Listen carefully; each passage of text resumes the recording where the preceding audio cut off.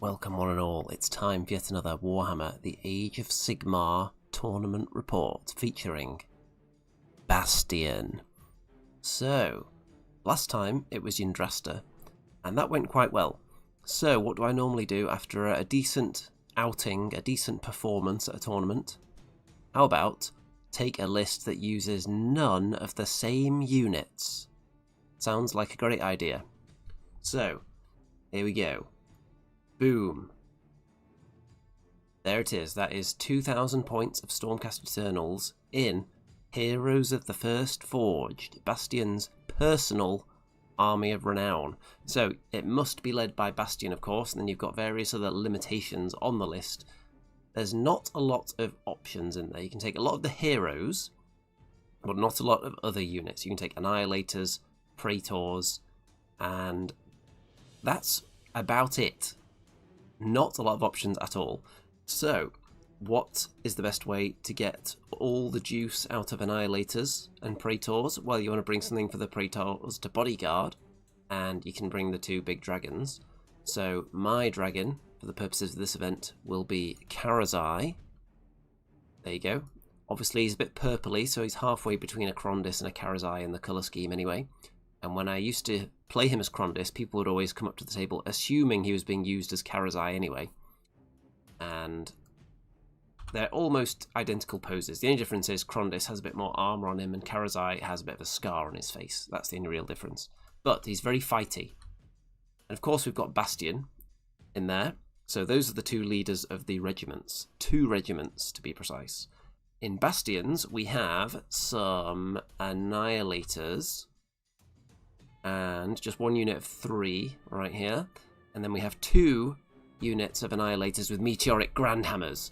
So 2 reinforced units of those. So we've got 12 Grandhammer Annihilators ready to drop in and murder people. Then also in his regiment we've got the Lord Imperatant, who can assist the Annihilators in making it into combat. Then in Karazai's regiment we have another unit of Annihilators hanging out at the back there. We have Gardus Steel Soul, who is right there, and he's not in focus of that photo, unfortunately, but you get the idea. And the Praetors, who you saw at the back there. So, the deal with the Heroes of the First Forged, you lack some of the abilities that Stormcast usually have, but you gain other abilities. So, with Bastian in there, you can drop a unit down from the sky only 3 inches away from the enemy. Once per turn, as long as they're next to Bastian. So that means Annihilators have a very good chance of getting into combat.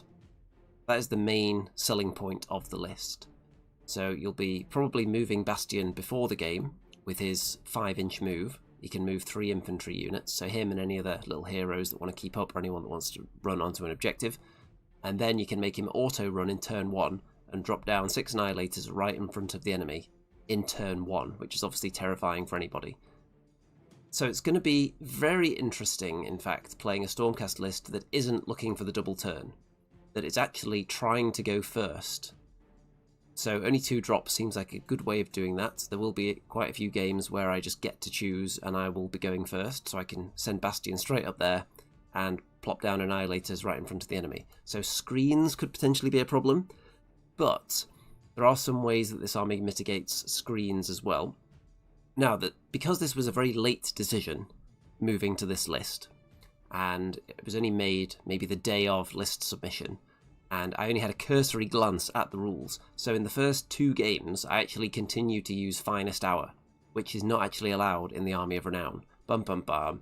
But to balance that out, there was also one of their good rules, which I hadn't read until the end of Game 4, which is that if you are in combat with a unit, and it's your turn, you can charge while in combat and charge through the enemy into something else, which would have made my Annihilators very effective, but I had to be told that that existed in Game 4, because I just totally missed that. You just go into these things and assume that a lot of the rules are going to be the same from the overall Stormcast Eternals army.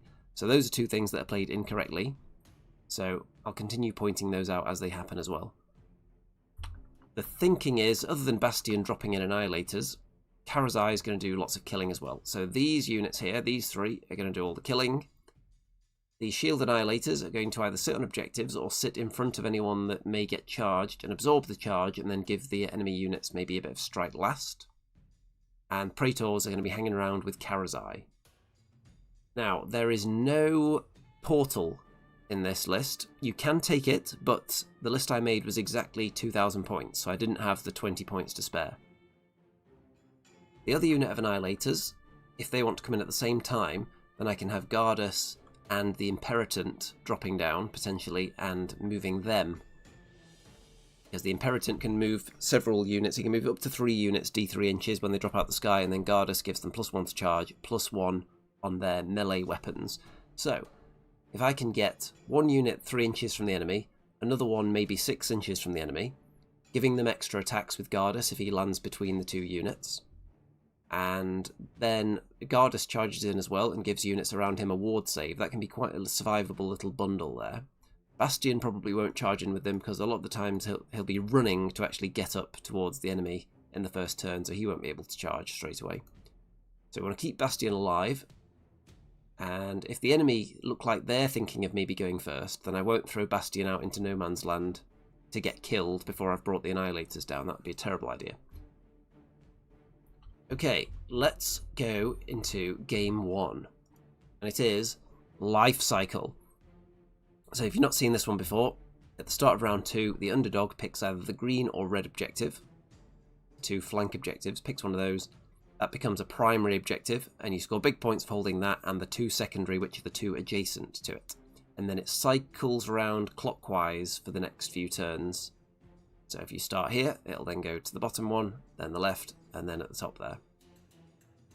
And the scoring, 4 for one objective, 2 for more than your opponent, 4 if you control these 2 here in round 1 before the primary has been sorted out. And then once we get into primary town, you can score 2 for the primary objective and 1 each for the 2 secondary objectives after that. And it's against Fire Slayers. Now, we haven't seen a lot of Fire Slayers lately. You'll notice immediately that I don't have much stuff on the table, and there's a lot of competition for places in the sky in this army. So, the 4 units of Annihilators, obviously you get the most juice out of them if you put them in the sky, drop them down in front of the enemy, and then they do their mortal wound splash damage. But if you put all of them in the sky, that means that Gardas and the Imperatant have to run around on foot. So in some games I'll be putting the shield annihilators on the battlefield at the start so I can put one of the heroes in. So it depends what I'm going for in the particular game. But in this one I've put all 4 units of annihilators up. Bastian, Gardas, Imperatant, Karazai and the Praetors there. There's also a lot of competition for Bastian's pre-game move because he can only do it with 3 units. And obviously he wants to do it. Let me look at the enemy list for you now. So, oh yeah, also my battle tactics are Restless Energy and Intercept and Recover. So I want to kill 3 enemy units to get the treasure off them, and then I also want to take an objective off the enemy, which I should be able to do, especially if they start on one like this. There's a good chance I can take that in turn 1 even, if I get Bastian right up there. Let's see who we've got in the chat, by the way. We've got Optimus, we've got Christian, we've got Tristan. Good evening. If anyone else is watching along, feel free to drop those comments in, especially if you spot any rules being played incorrectly. And yes, Bastian is going to be doing a lot of whomping with his hammer, is the phrase I use. Okay, Fire Slayers. Let's see what we've got. Oh, we've got Forsen in there. Good evening. So, we've got 2 magmas, not 5 or 6 or 7 magmas, which is what you usually see from the Fire Slayers these days. We have got Auric Runefather on Magmadroth, and in that regiment there are 3 units of Hearthguard Berserkers, 2 of them with Berserker Broadaxes, 1 of them with Flamestrike Poleaxes, then the Scourge of Gairan Auric Runeson on Magmadroth as well. So we've got 2 big scary magmas. And then we've got an Auric Rune Master, Grimhold Exile, Hearthguard Berserkers with Berserker Broadaxes, and Vulkite Berserkers with Fire Steel weapons. So, pretty much, they're pretty good at fighting, is what I would say about the Fire Slayers. They are not that survivable. They do have ward saves.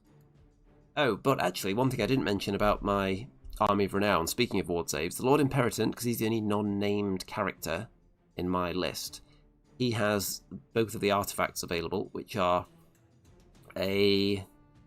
one's which. So there's one, I think you can only take these two in the Army of Renown. One gives him an extra attack when he's near Bastian, which isn't that great because his attacks aren't very good, but the one that's good is that if he's in combat with a unit on a 4+, he can turn off their ward saves for the rest of the battle, which is outrageously good. 50-50 chance it'll not do anything though, and then he'll die, but if it works, some units rely on that ward save. Most things in the game, when they're turning off a ward save, it only lasts for a turn or a battle round, not for the entire game, and he can keep doing it over and over as long as he's alive. So we'll see if that has an impact on Fire Slayers, who tend to have a bit of ward save action going on. So the thing with Fire Slayers, they have runes that they can strike that will change some of their abilities in a particular turn. So there'll be one turn, for example, when you charge them and they... maybe is there a strike first one in there? There's definitely some kind of crit mortals in there. And maybe extra charge or something like that. They have all these different runes anyway that they can strike depending on the situation they're in. It's not quite as wild as the Lumineth ability, which is quite similar, where you change a particular rule that your army has each turn. I think this guy here at the back is a scary one. He, I assume, is he the Grimhold Exile, that guy? I think he's good against monsters. And then we've got this guy here, which I believe is going to be the Rune Master on foot, who's hanging out by the terrain, which can explode and heal everyone. Best of my recollection. There is the sky, the celestial realm containing all my annihilators. You'll notice that this unit of annihilators are retributors and a Lord Ordinator. That's because they've all been retired, so they've all moved into a new life permanently as Grandhammer annihilators now. So pre-game, I move everything up, and by everything I mean the Praetors, because they want to keep up with Karazai, so they want to get a bit of a march on forward. Gardas as well as Bastian, because Gardas has to be closer to the units that he's giving his buffs to. When the units drop down, then you have to be within 12 of the Lord Imperatant, so it doesn't matter if he's a bit further back than Gardas and Bastian, whose ranges for their abilities are 6 inches. Dropping down next to Bastian, closer to the enemy than usual, and gaining the +1 charge, +1 attack from Gardas, you have to be quite close to him to get that. So, if we look back at the wide shot a second, my plan here is, because you'll see these big magmas are obviously quite scary, but they are round the back of the enemy units a little bit there. So I want to try and hit maybe in here, straight onto the objective, maybe take out this unit, and it would be quite difficult to countercharge me with the magmas, so I get more time to deal with things. And I want to be killing whatever I touch. I don't want to be wasting any of my Annihilator units, because they will die quite easily after they've done their work. So we want to get both units of Annihilators in when possible. Not always necessary to bring them down at once, but keep in mind that the characters that help them make their charges may be dead by the time you get round to using them if you delay too much. So let's continue with turn 1. Now you'll see that I moved up Gardas and the Imperatant here because I brought down some Annihilators there. I brought down some Annihilators in front of Bastian. And you'll notice that this unit here on the left have all died. That's because one of these units here, I believe, gained Strike First this turn. And I think these guys at the back countercharged round and just wiped out the Annihilators. And they didn't roll high enough on... I didn't roll high enough on my charge to put Strike Last onto the enemy. I don't believe. So those ones died without doing anything, which is really sad. But in the middle, the other Grandhammer Annihilators steamed in there, killed off one of the units, and they are now primed, ready to deal with the rest of the enemy forces. And in the enemy turn, anything they send here to attack my Annihilators, that's a risk for a start, unless you throw everything in there.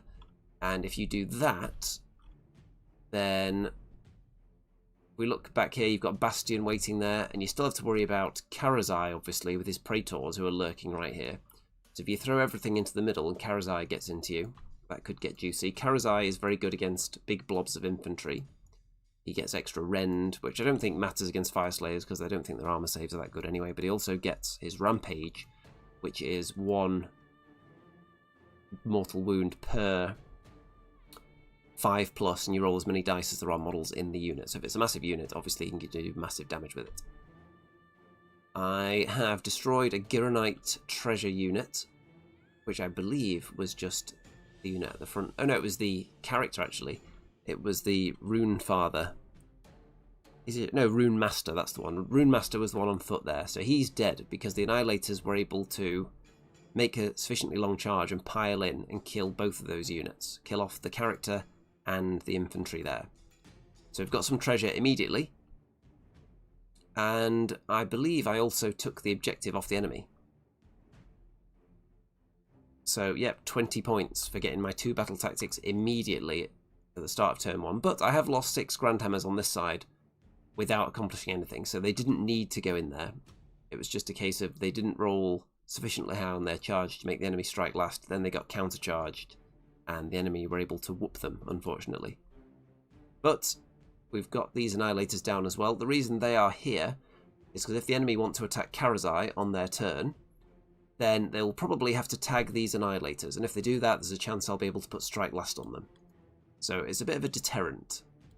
Because I've put my treasure, because the enemy also have that tactic, I've put it on Bastian, Gardas, and Karazai. So Bastian is someone I want to get into the fighting anyway, and Karazai is pretty survivable with his ward save from his Praetor buddies, and Gardas doesn't necessarily have to get involved. If he's already done his job, if he goes off and hides somewhere, it's not that big of a loss. He's not that expensive. Turn 1 for the enemy. So you can see them moving up onto the objective there. After Gardas redeploys to get away from them to protect his treasure with a 6, so he redeploys quite far away. We've got a Magma and one of the Berserker units into the Annihilators, 2 remaining, with a bit of all-out defense, helps them out. And some damage has been done to the Magma as well. These ones over here, I think they fail their charge into the Imperatant, potentially there. And a Magma and some more Berserkers, I think they all fail their charges as well. So, not a very good round of charges for the Fire Slayers there. I believe they attempted charges. And then, though, we remember, actually, at the end of combat, the Fire Slayers, I believe, just do damage through some means. I think they have a rule, if they're in combat, they splash mortal wounds onto you or something, and that finishes off the Annihilators. So I haven't got the lockdown anymore, which is unfortunate. So if I go next, I'm going to be able to get Bastian, Karazai in, and I'll be able to choose who to ignore as well. If the enemy go next, then everything is going to get sandwiched. But on average, I should, more often than not, get the priority, since I went first. Let's find out anyway. Only 4 points for the enemy, you can see, for holding some objectives, but not many. Because I still hold this one. So we're going to move on to what the primary objectives are. We're going to find out what that is in a moment.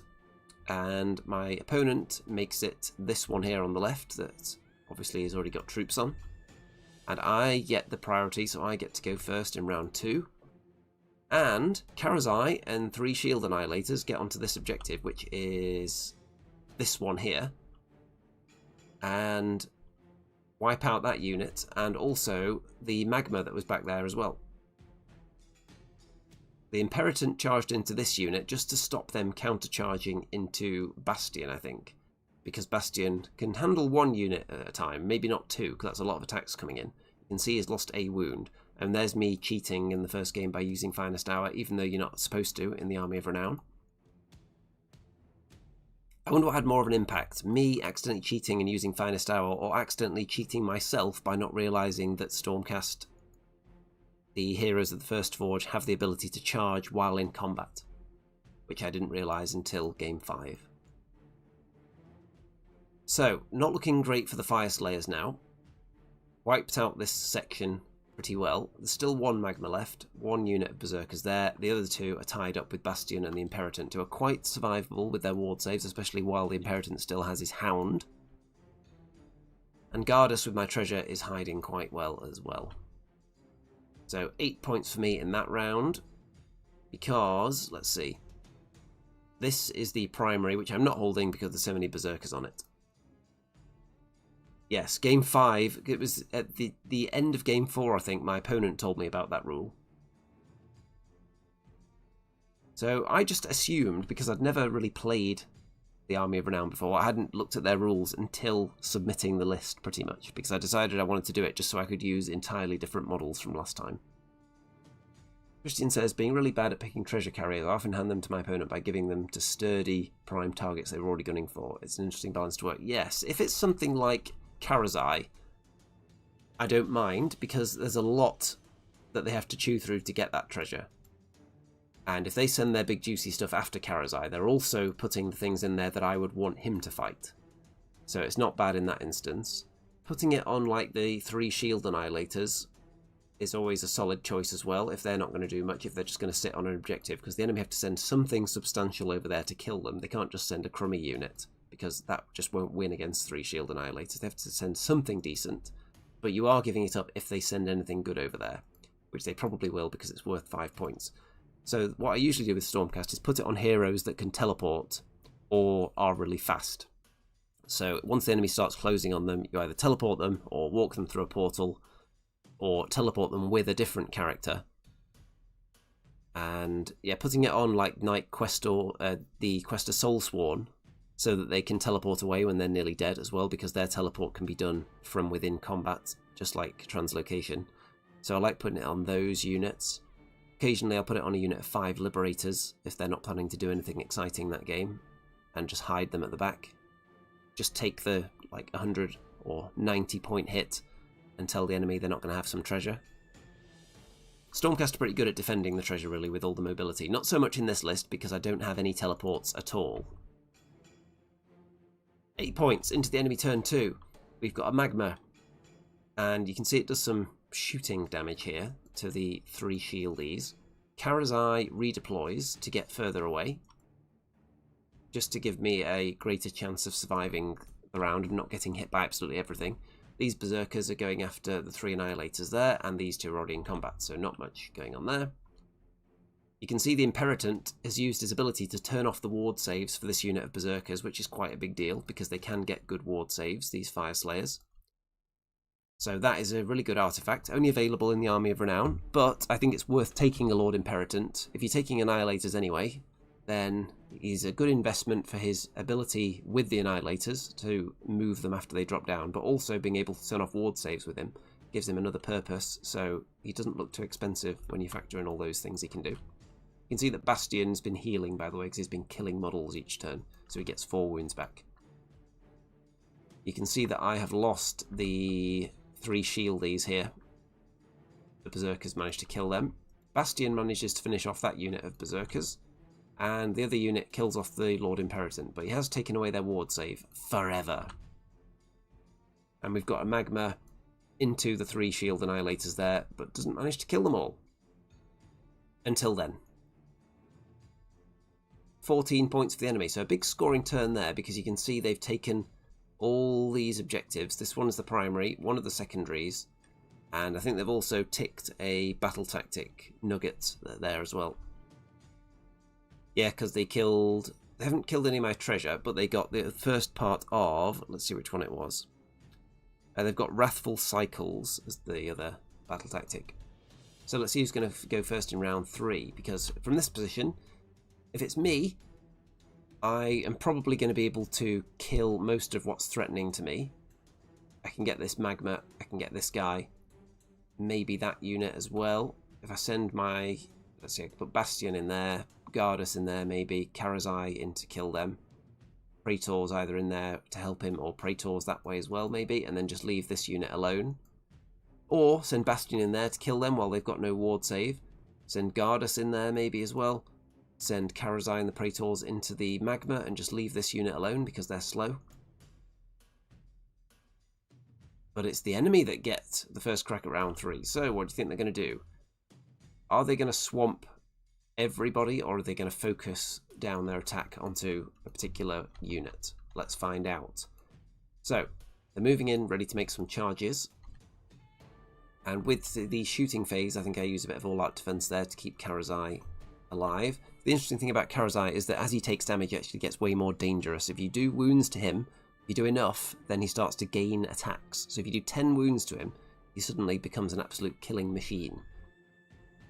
You can see he's taken some wounds now, so he will actually be more ferocious in combat. We've got the magma into him and some berserkers. And he's down to 3 wounds after all those attacks, which is actually really bad for the enemy because he's still alive and he's going to be very ferocious. I don't think these guys choose to attack Bastian, actually, because they've got no ward save. So I think they're playing maybe the correct way there. You might have actually rolled the charge to see if they made it over here, and because they didn't, you don't want to get Bastian. And also, Bastian's treasure has now been turned off because my opponent took a double turn, so I removed the treasure from Bastian since he was right there. And easy access. 10 points for the enemy there. You can see Karazai still alive. So, into my turn 3. Well, Bastian steams in, finishes off the magma. Karazai finishes off most of the berserkers. There's only 3 left there now. And obviously illegally using Finest Hour, which doesn't actually make a difference with Karazai's attacks. So I don't feel too bad about this one, because he was barely being attacked back anyway. And Gardas gets onto this objective, which is... Let me go back. I think it's my home objective there. Glitter says, thanks for making these. Been painting models for 30 years, but never played. Been watching your videos for a while and always enjoyed. Much appreciated. Well, hopefully you can get some models on the table one of these days. 30 years, that's extending back way beyond Age of Sigmar then. So with the old Gloom Spike name, does that mean you're a bit of a goblin fiend, potentially? That's what I'm going to assume. Is there any kind of gaming scene around you, or have you just not looked yet? I'm finding myself, weirdly, considering I play so many games, doing more painting than gaming recently. Which you may find hard to believe since I seem to be at tournaments every weekend. But the painting never ends when you play so many game systems. So, I've taken lots of objectives, and there's not a lot of Fire Slayers left. There's this one unit here that doesn't have a ward save, whose chances I do not like against... Even though Karazai is almost dead, there's Bastian and there's Praetors there. And even Gardas could kill a few of them. So I got some more treasure. And 11-point round there, because I'm not holding this objective here. This one with Bastian on is now the primary as it cycles its way around. I get to go first in round 4 as well, so I take the double. And not much going on there. I managed to kill off the rest of these berserkers with my Praetors going round the back. And I leave the berserkers alone because the primary is here. I'm holding all the points. Turn 4 for the enemy. They're going to come and try and get Karazai, who is rallying to get his wounds back. You can see he's up to 5 now.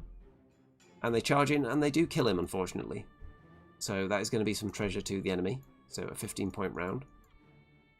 I get the first go at round 5, and steam in with the Praetors, kill most of the berserkers. There's only 1 left. Gardas is hiding, and 9 points. Fairly straightforward scoring situation now. I had the lead and I've just kept it up, basically, not extended it too much. And I'm just going to pull up the game here on Millarkey, which does quite well at tracking what happens in every turn as well. It's a very useful app. Then the enemy turn 5, they just move onto the objective there, just to get some points. And end up scoring 6 points for the turn. So, I end up winning 58 points to 50, and it went pretty well from the start. Apart from the 1 unit of Annihilators that went in, got countercharged, the enemy were able to strike first, and they all died in one go. So, that wasn't necessary. So, based on that, since it's the first game I've ever played with the heroes of the First Forge, I'm thinking maybe I don't necessarily always want to throw in all the Annihilators at the same time. I also don't necessarily need every one of them to be in the sky. The Shield Annihilators, for example, could start on the table at some point. I'm pondering that at this stage as well. So Very punchy Annihilators, got in there, did the damage, and then Karazai and Bastian mostly mopped up the rest of them. Not much left on the table, but I was able to sustain the lead. On to the next round. Let me open up this on the app here. So, passing seasons. And the way this one works, you can only score on 2 of the objectives at a time. So in rounds 1, 3 and 5, you could score points for being on the green objectives, which are the ones you do not start on. So you have to actively move on to them in round 1. You can't just camp on them at the start. And then rounds 2 and 4, you score on the objectives that are in your territory. So it's very straightforward actually, because you just get 5 for each objective. There's no weird like score for 1, score for 2, score for more, score pairs. You just have 2 active objectives at a time. And then the underdog bonus is to do with healing or giving a bit of an extra ward to your units if they're on specific objectives, or adding to the wound rolls in combat, which is quite powerful actually. So it's not the weakest of the underdog bonuses on this one. It depends which round you're in though, that affects which of the abilities you can get and whether that's going to be relevant to you. Gloomspite says, Gobbo's originally Skaven fan. In Wisconsin in the US, mostly 40k scene. That is very unfortunate, having a mostly 40k scene. We've got Stu Rat in the chat. Skaven heads build an Imperial Guard army with those heads and style it as Imperial Guard regiment for 40k with Skaven heads. That would be merging the 2 universes together, certainly.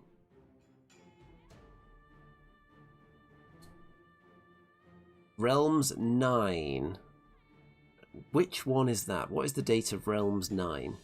Because I'm signed up to one Age of Sigmar event in the next month or so. Let me just slide my chair over here and grab my tournament calendar. Got my little notebook here with the upcoming events in it. Let me see if I'm going to one on the 7th of June. Yes, the 6th and 7th of... Oh, July, you say? July, oh no, yeah, it is June. June 7th. Yep, 6th and 7th of June. I should be at that one, yes. So I think that one is Realms 9. And have I got any others after that? Booked. Got some old world events signed up for after that. All the TSN events only went up recently for the rest of the year. So I haven't got tickets for all of them yet. Or for all the ones I'll be able to afford to attend. Because can't go quite every week. It may feel like it sometimes. We've had this rush of events in a short period here because I had to rearrange a couple of events. So the one that I switched to, put it like smack in the middle of other events that I was going to. So it's created this long stretch of weekends where I've just had an event constantly. So John will be there apparently. What will you be bringing though, is the question. We've got Tristan, who is giving some advice about the Mortal Realms in the chat there. Okay, we've had this picture up there for a while. You may recognise this army. It is the infamous 5 Bloodthirsters list that is frequently at the TSN. And my opponent, I was actually looking at the stats. I've played this opponent more than anybody else that I've ever played since Malarkey started tracking the Age of Sigmar events. So, how long's Malarkey been around for Age of Sigmar? Is it about a year? But this is maybe the 7th time that we've played each other now. We do joke usually at events, like which round are we going to play each other? And I did say, actually, I thought this time it would be round 2, and I was correct. So, I think I've won slightly more of the matchups, but Stormcast often do well into the Mega Bloodthirster list because we have things like Long Strikes that exist, and Grandhammer Annihilators that are very good at dealing with them. And they don't bring any screens, obviously, because they're all Bloodthirsters. So normally it goes well, but not always. I seem to remember he had a list with a load of Juggernauts as well, at least once, that was quite difficult. Because I had a Stormcast list that didn't have a lot of Rend on that occasion. So the Juggernauts may have defeated me there. There was also the time when Khorne could bring lots of little foot heroes that were very powerful and devastating for a short period. So, let's have a look at the Bloodthirster list, and then I'll talk you through my tactics for this one. We have got The general is the Wrath of Khorne Bloodthirster, which I think is the big gigantic one here. Then we've got a Bloodthirster of Unfettered Fury, 2 of them, and then 2 Bloodthirsters of Insensate Rage. So, 5 Bloodthirsters. Which one is the Boom Thirster? The one that does the mortal wounds. Is that the Wrath of Khorne one? Or is that Unfettered Fury? They all sound like names of Bloodthirsters that could blow up, to be honest. And they're all roughly around 400 points.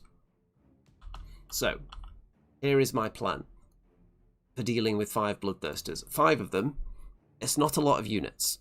If you leave it too long, they can come back, though. If you have lost a lot of units late in the game, it makes it easier for them to bring Bloodthirsters back to life. So you have to get through them quickly, I think. And to do that, or you have to just play a bit of an evasive game so nothing dies and avoid them, which is difficult because they all fly and they're pretty fast. So my plan is to kill 2 of them in turn 1. I've got less drops, so I'm going to be able to choose to go first. I'm going to focus in and try and take down 2 Bloodthirsters turn 1. Because even if I lose, for example, in that turn, if I lose an entire unit of Grandhammer Annihilators, that is still a very good trade. If I lose both units of Grandhammer Annihilators, would I trade them for 2 Bloodthirsters? Maybe, because I do have a lot of other units that can be scoring, and the enemy is suddenly running out of things to chase you with once they're down 2. And I've still got Karazai, who could definitely take out 1 Bloodthirster. And that would mean there's only 2 of them then, which aren't going to cover a lot of the table. And the objectives aren't massively close together in this one. There's a bit of a gap between them. There's also a bit of a gap between the terrain here. It's not a big one, so not a lot of stuff is going to fit through there. It's a little bit of a choke point that's been created here. Mad says Insensate Rage is the Boom Thirster. Okay, there we go. So there's 2 of those. And you can see that I've got 1 unit of Shield Annihilators on the table here, ready to go onto that objective. The other one is probably going to drop down to this objective, which is going to allow me to start scoring in turn 1 for these 2, because you can't score for the 2 that you start on in turn 1. So that will allow me to score. Then Bastian and the Imperator will try and deliver Annihilators right to the heart of the enemy, and we'll try and take out 2 Bloodthirsters, and then hopefully in the enemy turn, if any of my stuff is still in combat and hasn't died, I can then hope and try and take down 1 in the enemy turn as well. So by the time we get to battle round number 2, I'm only facing 2 Bloodthirsters. So that would be the dream. We'll see if it comes true. I don't have much faith that Karazai will make it into combat this turn, because it's a bit of a small gap. But he's going to be there as the second wave. You can see I've put treasure on these 2, and on the Annihilators there. Other Annihilators and Gardas in the sky ready to drop down. Okay, turn 1 for me. We've got the Annihilators in, and we've got Gardas in to combat as well. So I took the pictures before we resolved everything. It was like at midpoint, because we're about to start some serious carnage. So when they drop down, they do some mortal wounds, mostly to this guy here on the right. One of my units of Annihilators have been able to charge through and get into this guy as well.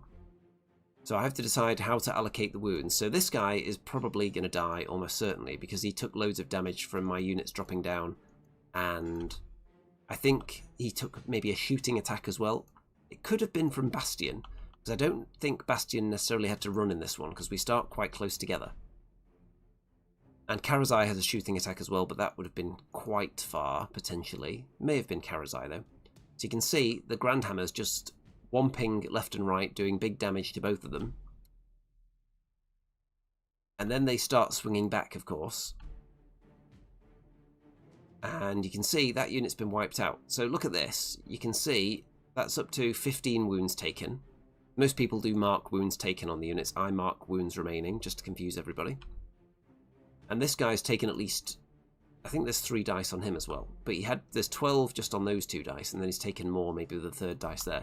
So pretty much what happened is, I split the attacks between my units, and somehow, because I was able to put strike last on some of them with my charge rolls, I somehow managed to leave these 2 Bloodthirsters alive with like 1 or 2 wounds left each. And the only reason they were able to do that was as a result of a stupendous blessing from the gods in the way of their ward save. So it's a 5+ ward save for these Bloodthirsters, and there were a lot of 5+s being rolled, so they just about survived the turn, which is bad, but it's not completely the end of the world if in the enemy turn I can still kill them, because I'm still in combat with these 5 remaining Grand Hammers there. The other unit is dead though. But if all this damage leads to them both dying quickly, then it'll be worth it. And they're already stuck in combat, so they're not going to be rallying. I will be able to do covering fire potentially with Bastian, which could kill one of them, or even Karazai. And Karazai and Bastian are quite a scary second wave coming in there, but I was hoping to just have totally killed these two by now. You can see one of them actually redeployed to get further away from me before I charged in, I think. 10 points for me because I'm holding these two objectives here. I've brought in some shieldies on this one, and the other shield annihilators up on this one as well. Turn 1 for the enemy. All the Bloodthirsters closing in, and the only choice here is which ones do you want to get into combat, because there's not a huge amount of space, only one's going to fit through there. So you have to decide which one you want to be fighting at any given time. I think this one takes some more damage, maybe from my shooting, from covering fire, but then all the annihilators die in combat, and another Bloodthirster down here gets into my shield annihilators on the objective to take it off them, with a superior control score. And all that defense, they just managed to survive. So, not the greatest start, but these two Bloodthirsters are still almost dead. But it's obviously not the start I wanted. Let's see who's going first in round 2. 10 each so far. Because my opponent scored a battle tactic and has this objective. Round 2 goes to me first. So Bastian, Karazai and the Praetors splat into the Bloodthirsters. All of them put their attacks onto the... This guy's heavily wounded already. Throw all my attacks into there. And he just makes a ton of ward saves again. Well, I think Bastian got 2 wounds through, and if one of them leads to a failed ward save, he just dies. Or he got at least 1 attack through, I think, which is 4 damage, so it's 4 ward saves. And I think maybe like 3 out of 4, something like that, were passed. The Imperatant tried to punch him as well. 2 more ward saves were passed. I think it was 2 6s that was rolled on that one, after the Imperatant failed to turn off his ward save as well, I should point out, on a 4+. And Karazai steamed in there.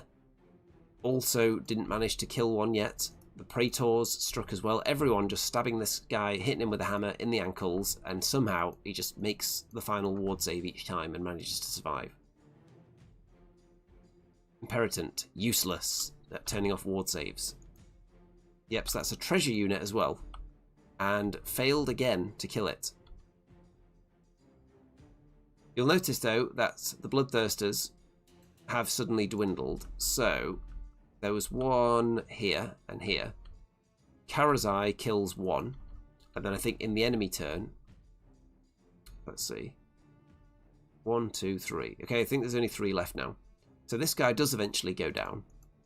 But it took a lot. Karazai one-shotted, or one-shot this Bloodthirster up here.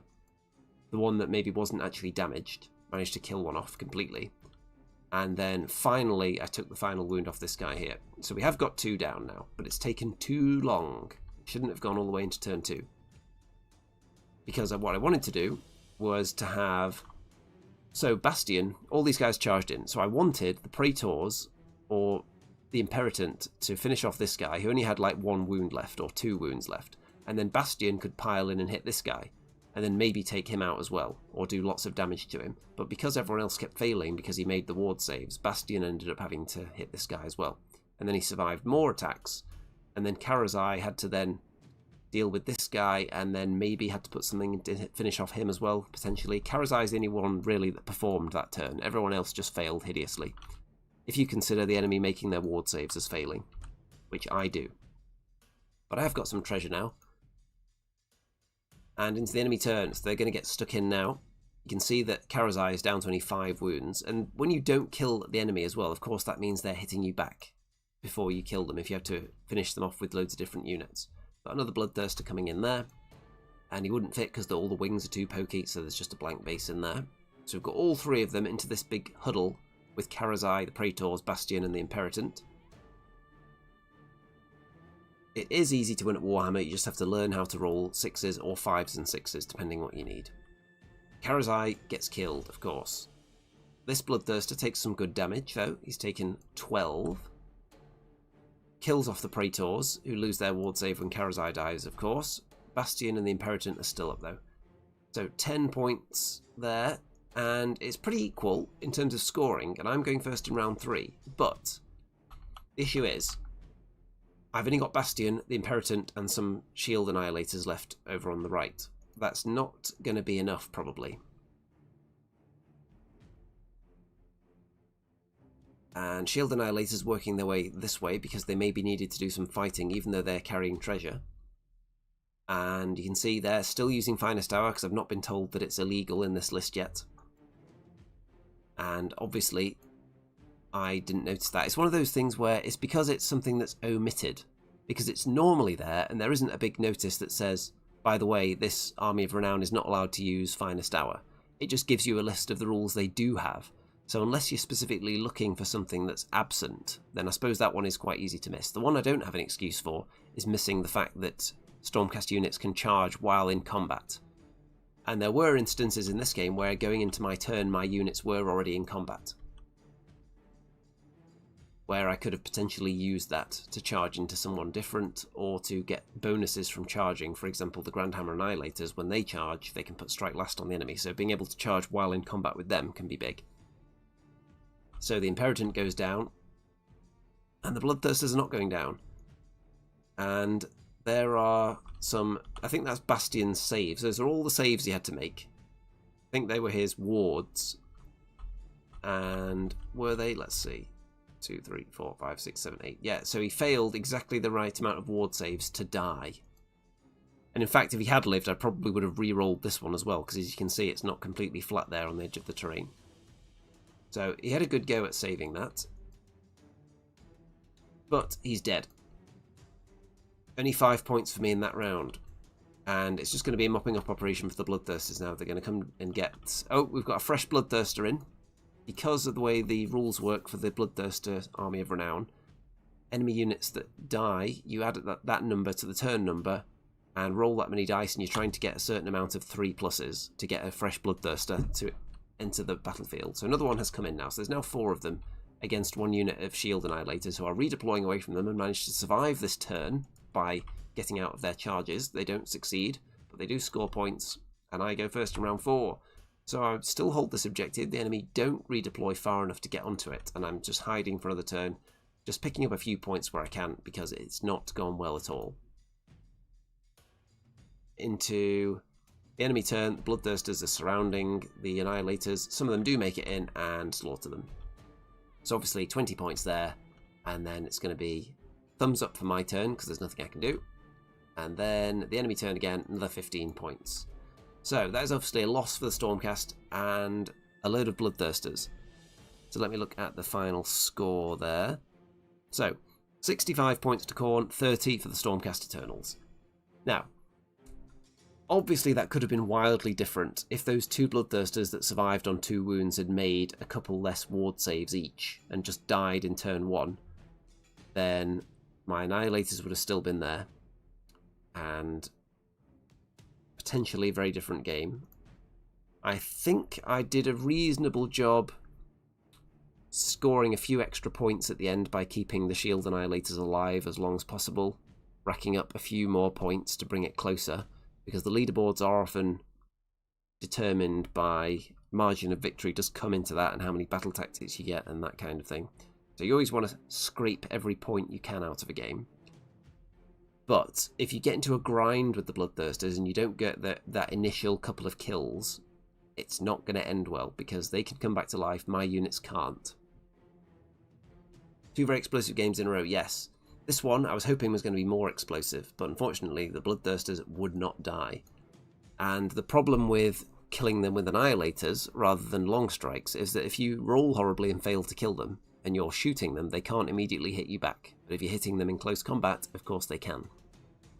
So, at this stage, in Game 2, I'm thinking this list, some tweaks I might make to it. The Shield Annihilators, I don't think I'm getting enough value out of them. I like the unit of 6 of them, but I don't know if in this list it's what's required.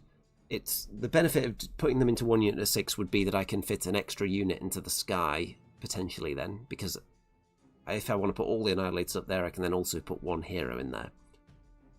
The issues are that that's a very big, slow unit that doesn't actually hit super hard compared to the Grand Hammers. So would I be better off taking out some of the Shield Annihilators and bringing in, for example, a Knight Judicator, who can be in this list? Because I think you can only have one extra hero per regiment, though, so it may lead to a third regiment if I wanted to bring him in, which would affect my strategy a bit, because I'm banking on being able to choose to go first and then throwing Bastian up there as fast as possible. But having a little bit of shooting in there, I think, could be good. And a little bit of extra mobility. He is faster than them as well. Round 3. It is cyclic shifts. So, the way this one works, the underdog, this is one of the more powerful underdog bonuses. The underdog is able to turn off a pair of objectives and stop them being controlled. So you can get the 2 green ones here, or the 2 red ones here. You can't affect the ones in the corners that are fully inside people's territory. Those 2 are not a pair, so they cannot be turned off at any point. So if you hold these 2, that's quite an important thing to do, because obviously they're never getting turned off. If you're relying on holding one of these pairs, then if the enemy is the underdog, they can just switch them off on you. So 5 victory points if you control 1 objective, 3 if you control 2 or more, and then 2 extra if you control more than your opponent. And what is this? It's almost a complete mirror match against the Stormcast Eternals' Army of Renown, the heroes of the First Forge, starring Bastian and Gardas, a big dragon, and lots of Annihilators. Well, let me pull up my opponent's list here to tell you exactly how it differs from mine, because it is very similar. So, where are we? Okay, loading that up now. So, let me look at the opposing force here. You can see on the table there are some Shield Annihilators, Bastian, Gardas. This is actually Krondys, not Karazai. So the Magic Dragon instead, which means there's going to be spellcasting, there's going to be manifestations, but slightly less killing power. So it's a trade-off. The portal is also there as well, which I don't have, so that's a slight advantage. Potentially, in some instances it can be a disadvantage because it gives the enemy something to charge that isn't a unit, and something that can't redeploy away from them in some cases. And another unit of Shield Annihilators. And if I open up the list, if it lets me, I think I'm able to get it up here. Because there's also Grand Hammer Annihilator units off the table.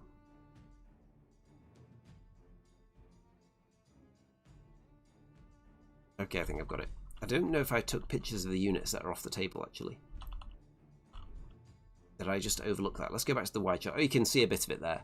So, we may have a purple sun coming into the action. You can see there's a third unit of Shield Annihilators there. There is a unit of 6 Grand Hammers, another unit of 6 Grand Hammers. So there's 2 of those. And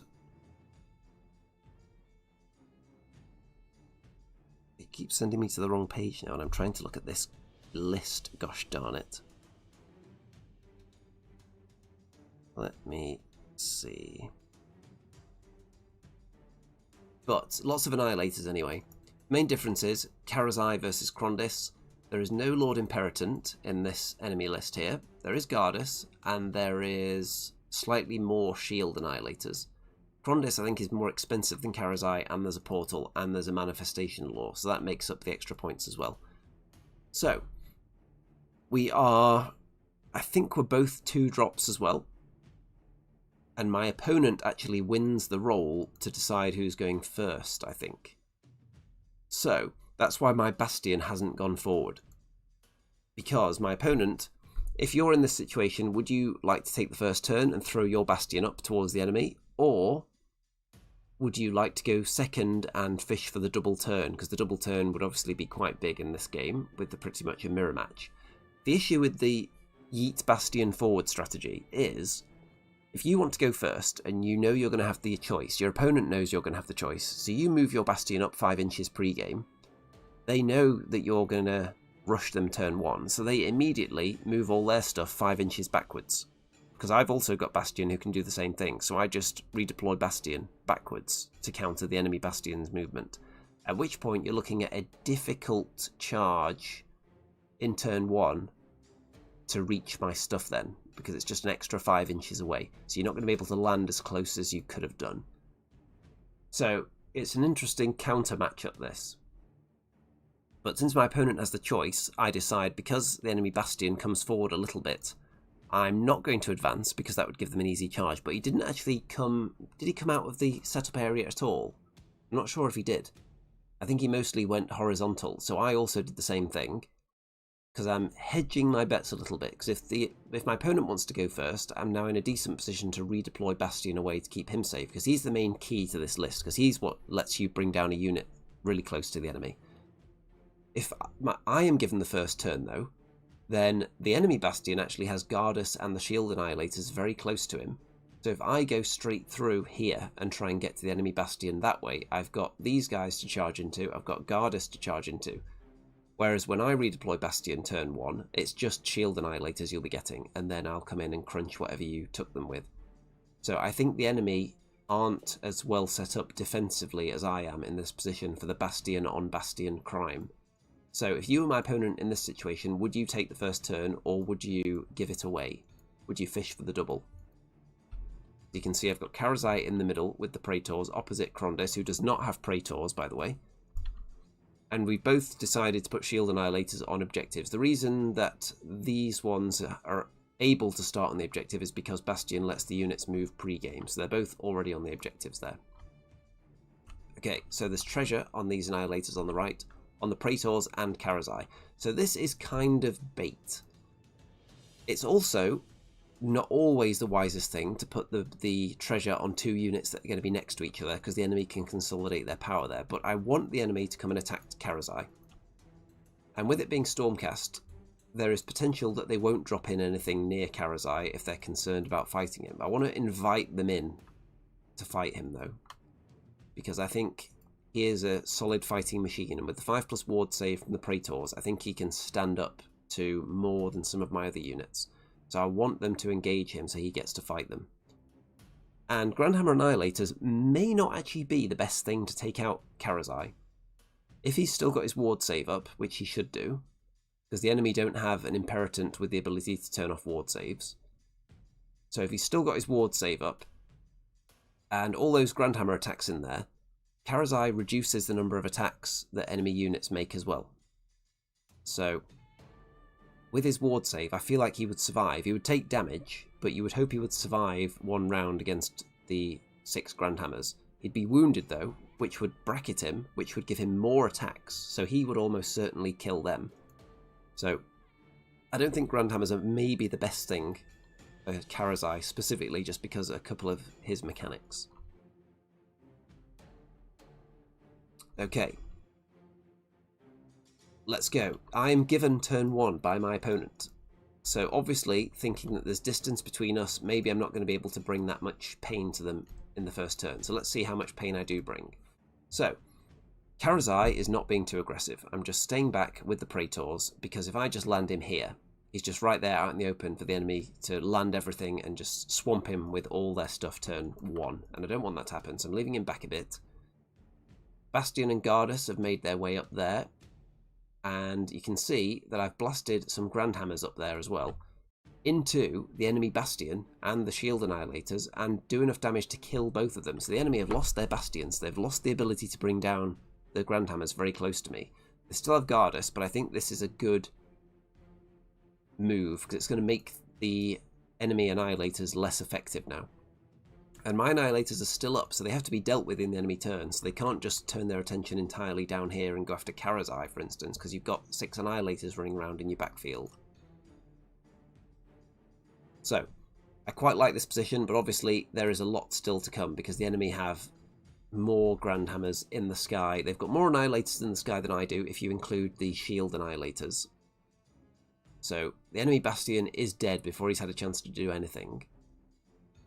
And you can see my Bastian was able to move up, set up the Annihilators about here, and because the Shield Annihilators were there, that's what allowed me to make that charge into them, because you couldn't redeploy more than one unit. So there was always going to be something there. And I got +1 on the charge from Gardas. I haven't brought down the Imperator yet, so I'm saving him to use him with the other unit of 6 Annihilators. I didn't bring them all down at once. I'm saving them because the enemy are going to bring down a lot of stuff from the sky as well, so I want something to counter them with, so that's why they are waiting in the wings with the Imperator. In case Bastian and Gardas get killed, I want something to increase their chances of making the charge when the second unit comes down. You can see that Gardas didn't successfully make the charge to join in with them. So 13 points in that round, because I'm holding these objectives, and I do not hold more than my opponent though, and I got a battle tactic, which I think, who had the treasure? It was Bastian. Yeah, there he is. So I got Bastian turn 1, so I think that's quite a big deal.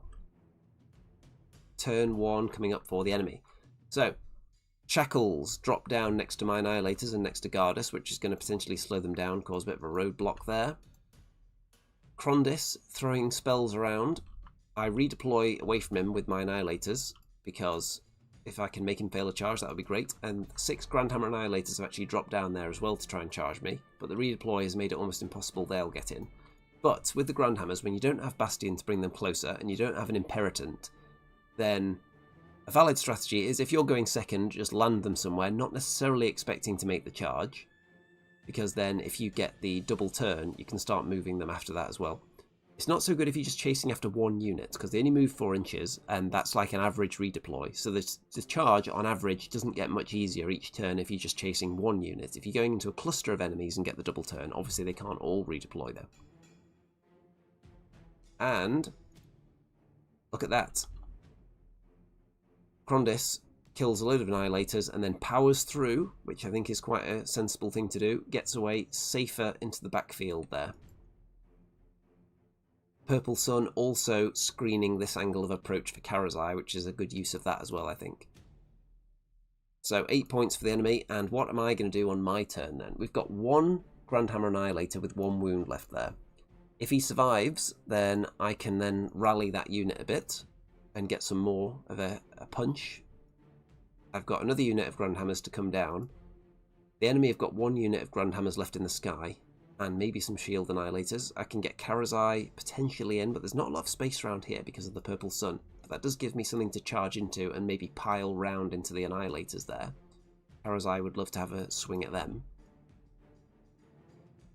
I get the first go at round 2, winning the priority. So the Lord Imperator drops in with my other 6 Annihilators between the shield Annihilators and between the enemy Grandhammers, and my Grandhammers get the charge in with the bit of Imperator movement. They get in there into the 6 enemy Annihilators. My Bastian gets into the Manifestation and the Annihilators and Gardas, and I rally back 1 of my Grandhammers from the left and they charge in to Krondis as well. Gardas doesn't quite make it in. So Gardas had to charge into the Shackles.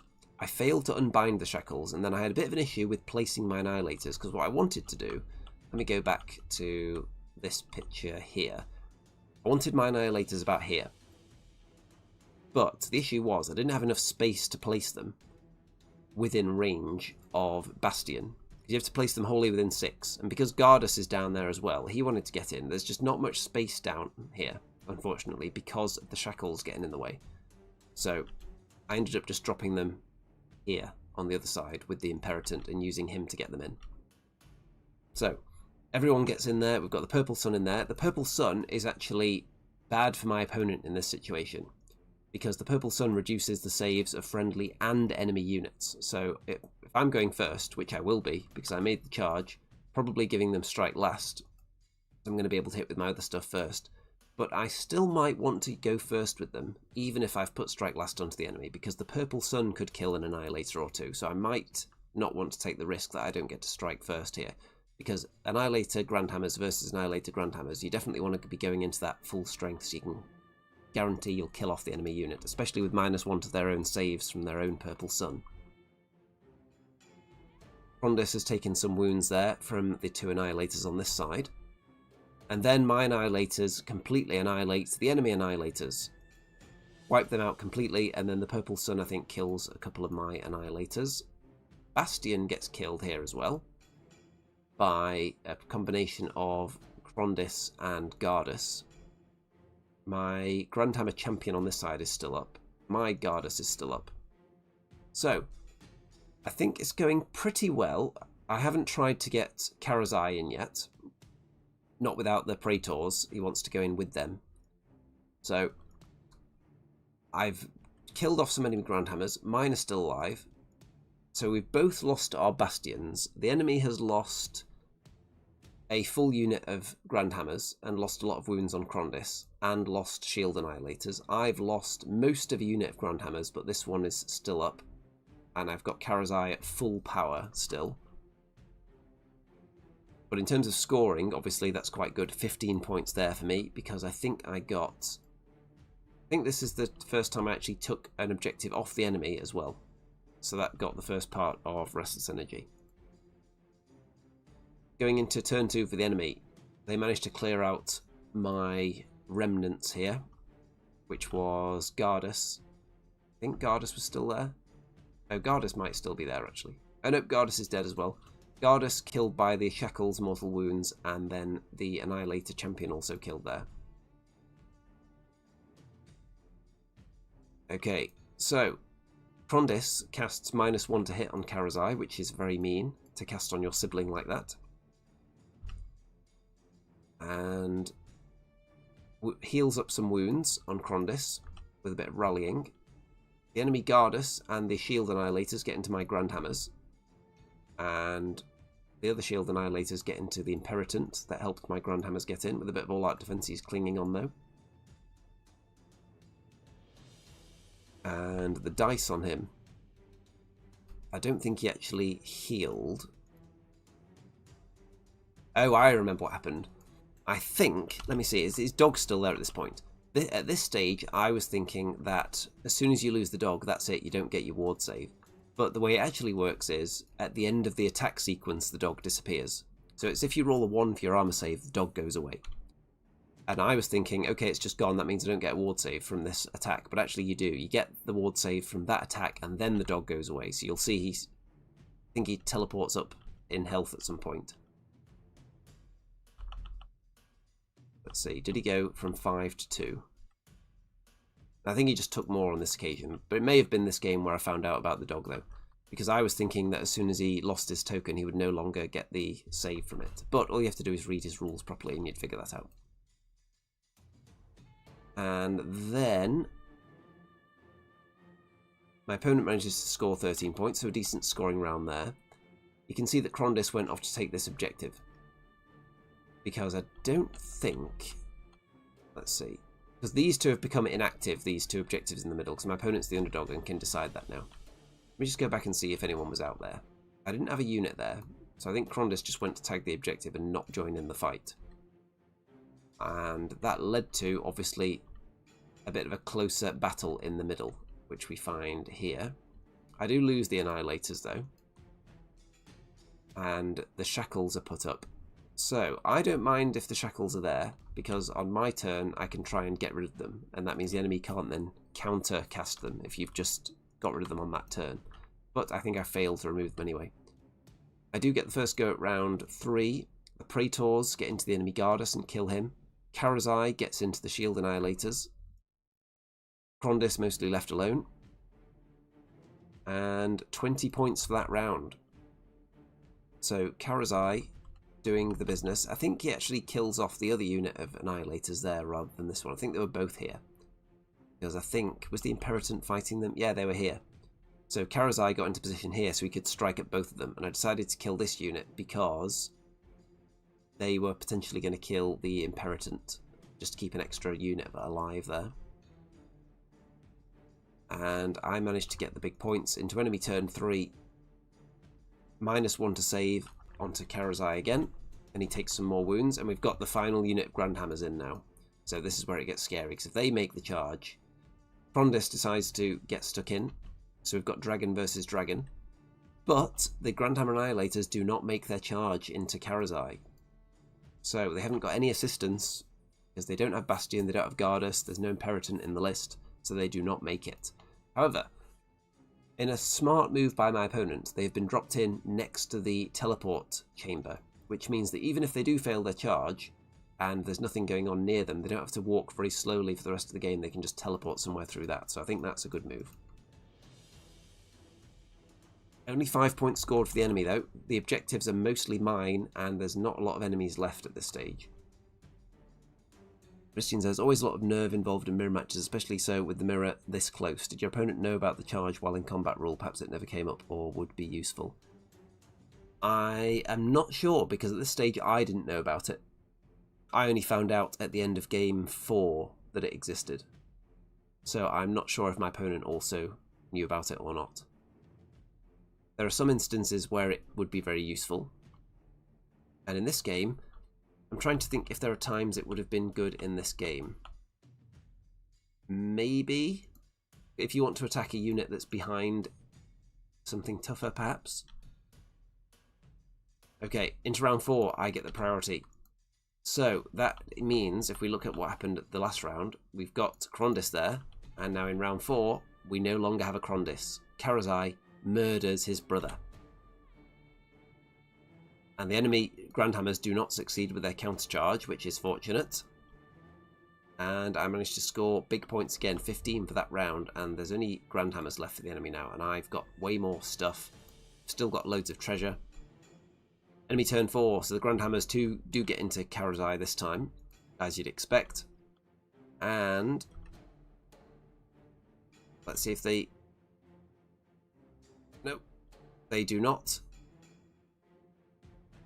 They do not kill him at all. So the Grandhammers have quite a bad round, actually. And I don't think they kill him. So I end up sitting on the objective in the top left after this. And yeah, Karazai just chomps the Annihilators to bits. He's still got his ward save. Manages to not die, reducing their attacks. And then eats them. And then we can look at... This isn't exactly how it looked at the end. So I think... Did Karazai actually make it through the game? Because things have started to be removed before this final picture. But generally, I was way ahead by the end anyway. So you can see my opponent didn't score anything in round 5 from the dice there. So I think Krondis is dead as well. That's just his corpse that's been left on the table. So a good win for my Stormcast, 68 points to 31. And what did it for me? I think it was getting that first strike in and taking out Bastian, which meant future Annihilators for the enemy found it tougher to get in. In fact, both of them, when they dropped in, did not successfully charge anything, so some of them were sitting ducks, and some of them arrived too late to the party to save Krondis. But in terms of fighting, it could obviously go either way, depending who gets priority.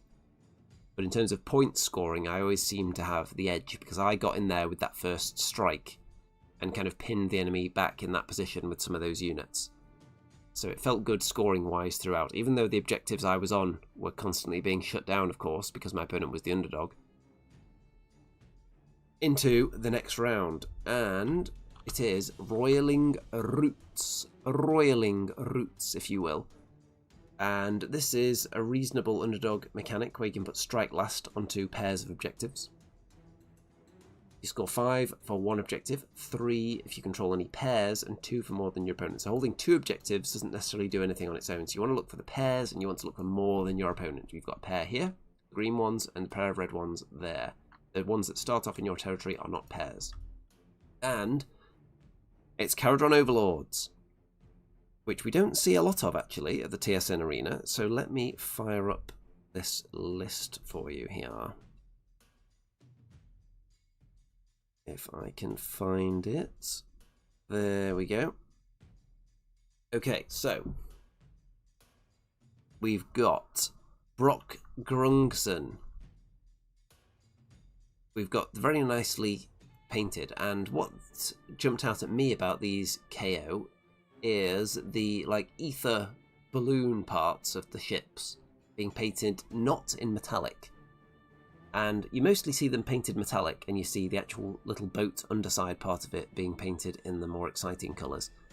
But seeing this makes me wish I'd kind of done this with my gun hauler, which I do have painted, even though I've never actually put them out on the table for a while. So I like that as an idea, not using metallic on the balloon part of it. I quite like that. So we've got Brock Grungson, who you can see there. We've got an Etheric Navigator. We've got 2 Scourge of Gairan Grundstock gun haulers. We've got a Sky Wardens reinforced unit, which is going to be these ones here with the pokey sticks. We've got an Arcanaut Admiral. We've got an Arcanaut Ironclad, which is going to start off the table. There are there's a unit of Thunderers in there, and then there's also a Von Grimm Harpoon crew reinforced that are off the table as well. So the Thunderers now have a good role for turning off ward saves. One of the characters as well has a grenade that can turn off ward saves, and can also, or maybe the grenade that reduces or takes away one of your charge dice. So we had an interesting situation actually, because you know Annihilators have, if they roll an unmodified charge roll of an 8, that's when they get their strike last onto the enemy. And the Kharadron Overlords guy has an ability where he can try to remove one of the charge dice. So we were trying to figure out whether that counted as a modified charge roll then. So would the unmodified still be 8? Or is removing an entire dice not counted as modifying the charge roll? So we weren't sure on that, and I can't remember if we had a definitive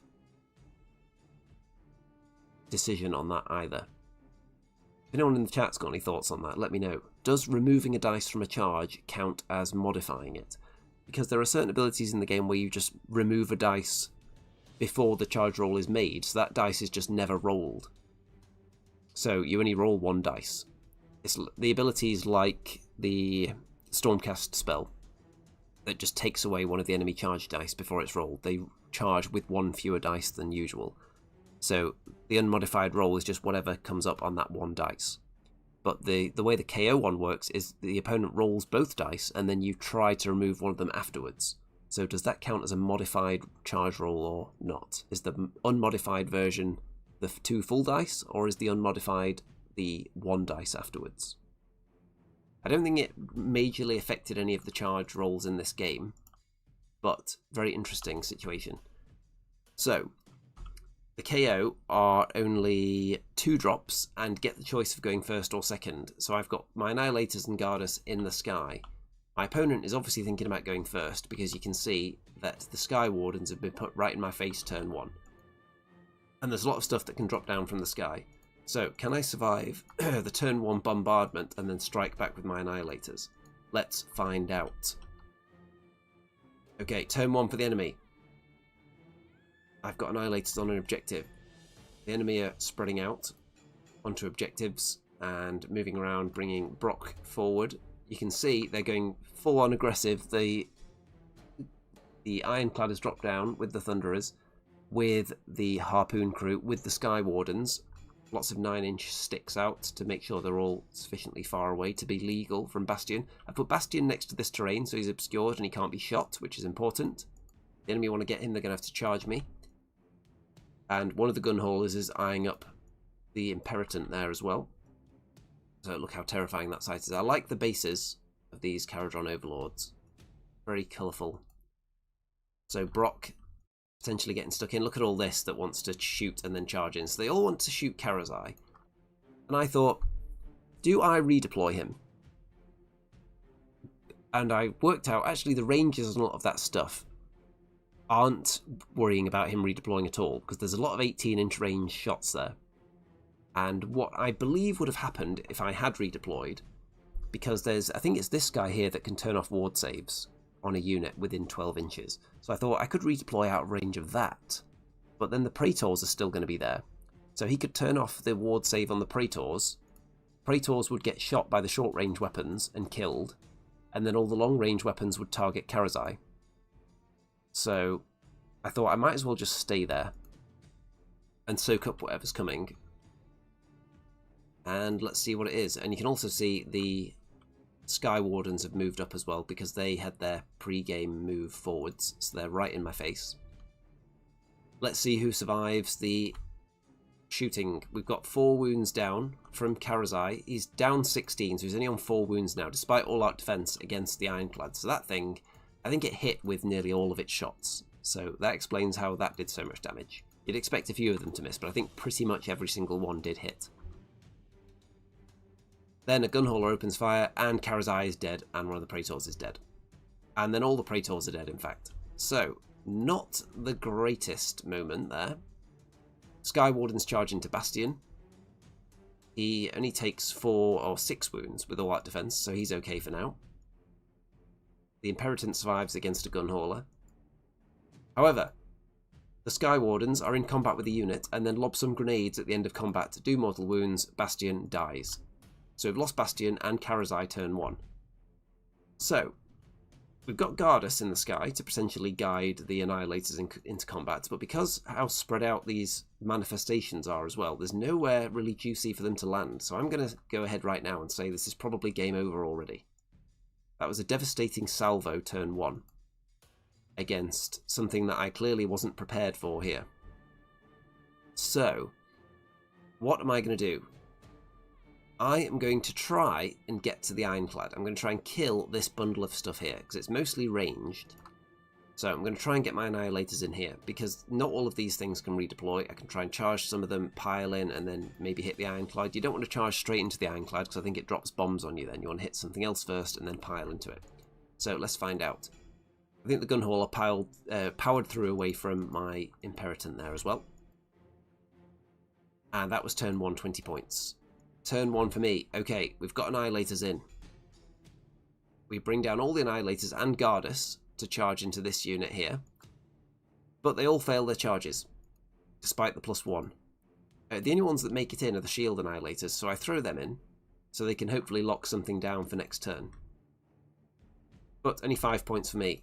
And if it wasn't game over already, it almost certainly is now, because now the enemy can move away from my very slow blob of Annihilators. There's nowhere else really to put them, unfortunately, because of these manifestations.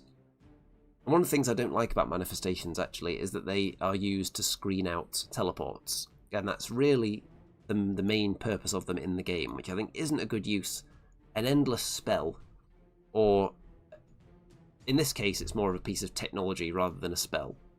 But in general, an endless spell effect. It's just a cool way of visualizing a spell on the table.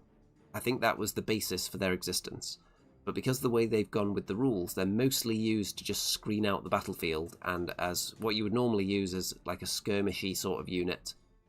A light, cheap chaff unit you would use to block up an area of the table before. Now manifestations just have that role. And I don't think that's a very thematic way for them to be used, so I think they need to totally rewrite them, or if it was up to me I would just totally get rid of manifestations, because I don't think they've ever quite got them right.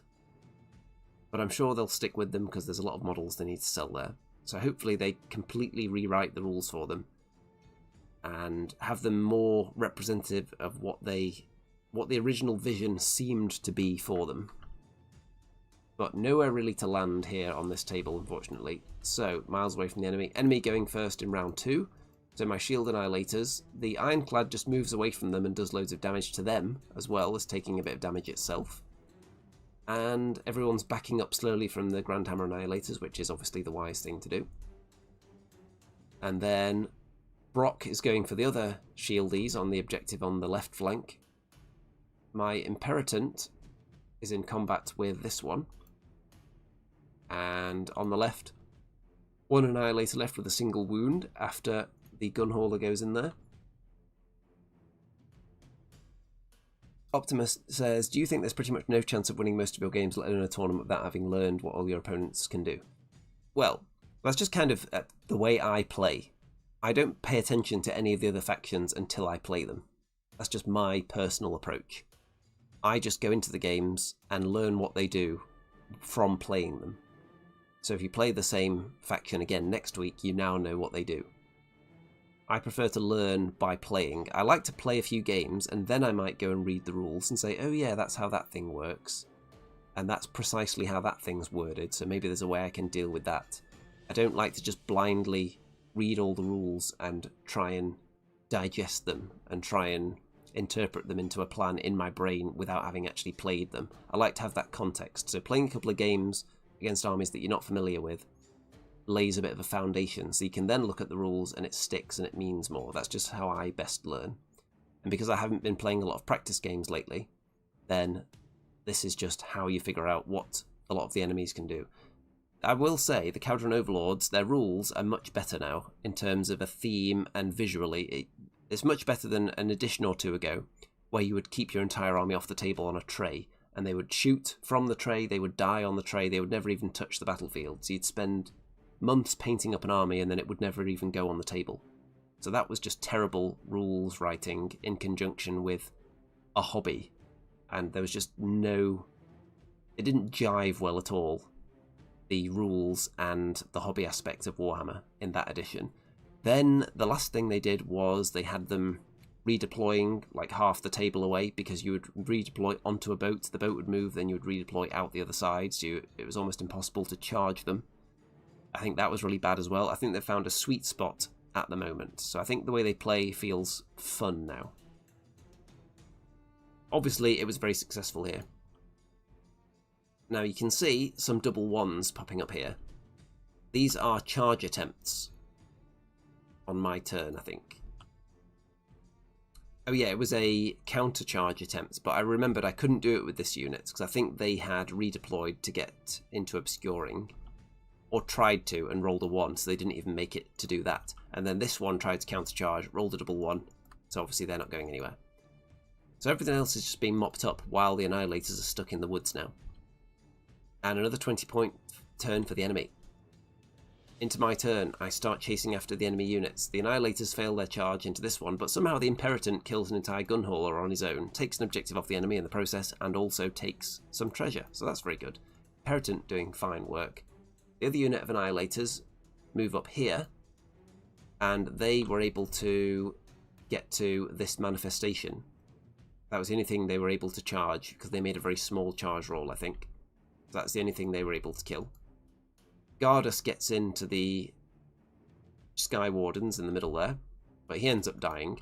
My plan was to take this objective with Gardas, but he just failed hideously, and it was left to the Imperatant, who got very lucky against the Gunhauler to actually score me some points that turn.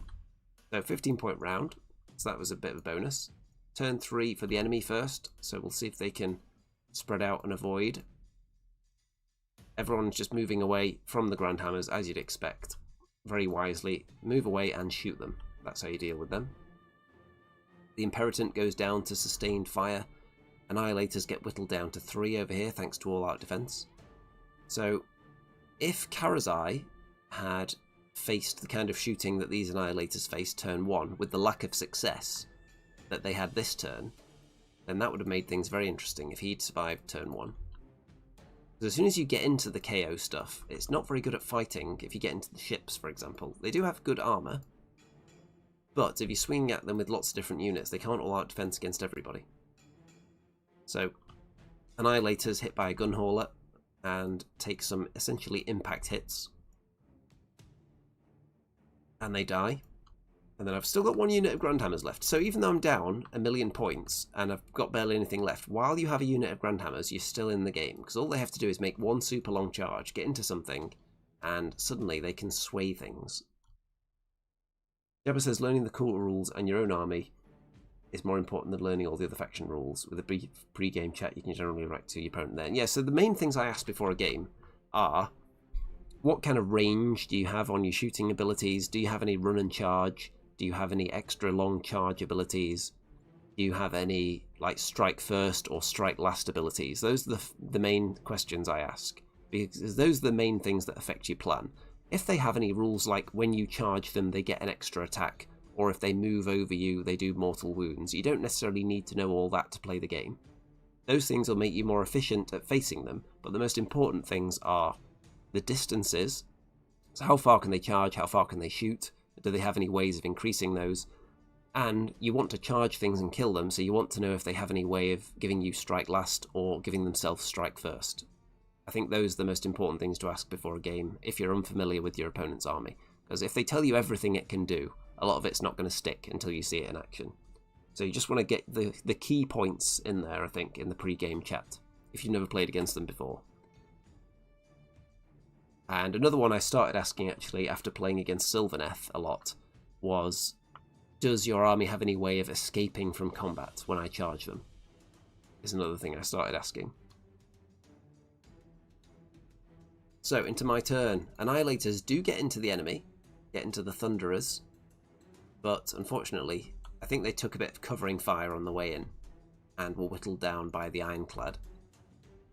And another 5 points, so not much, but I do get the double though, into round 4, kill a few more, but unfortunately not enough of them.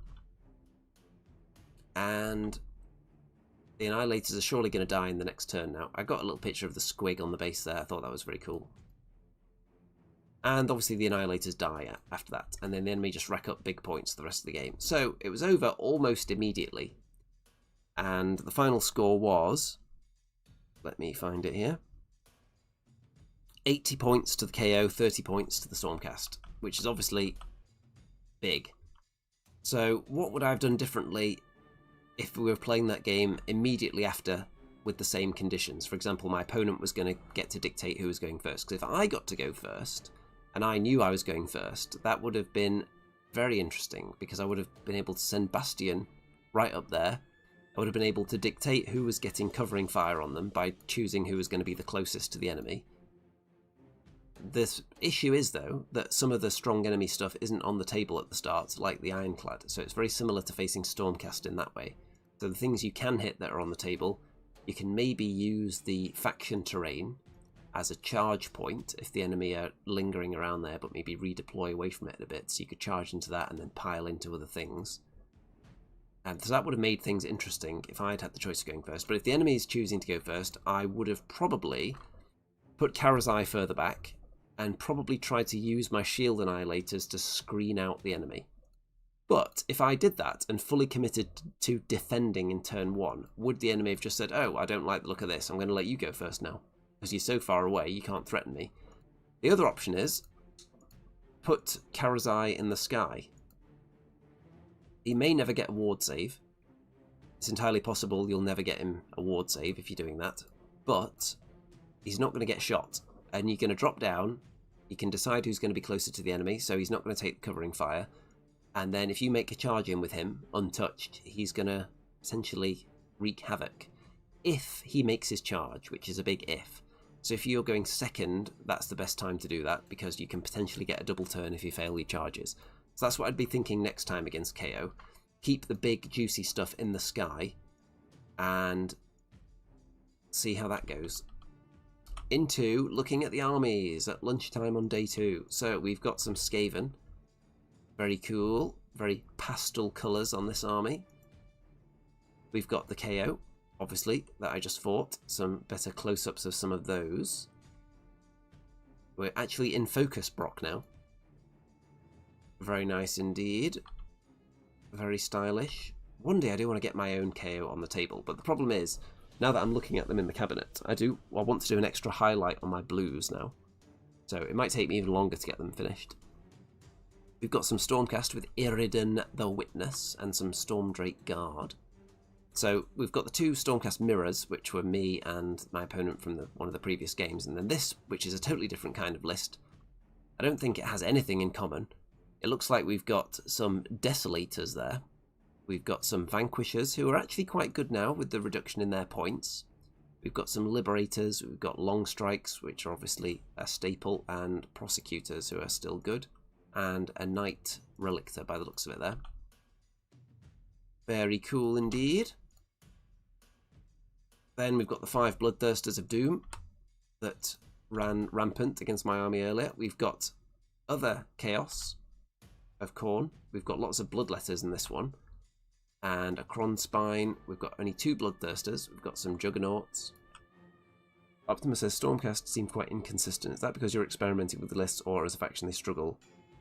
Stormcast, I think, in stats terms, they struggle because a lot of new players play them because they come in all the starter boxes.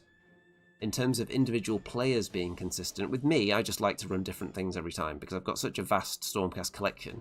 I could go to 4 tournaments each weekend for an entire month, and take none of the same models to each one and still field 2,000 points that I can vaguely put a game plan together to accomplish something with. So the last two events, the first one, it was Yndrasta, Prosecutors. What else did I have?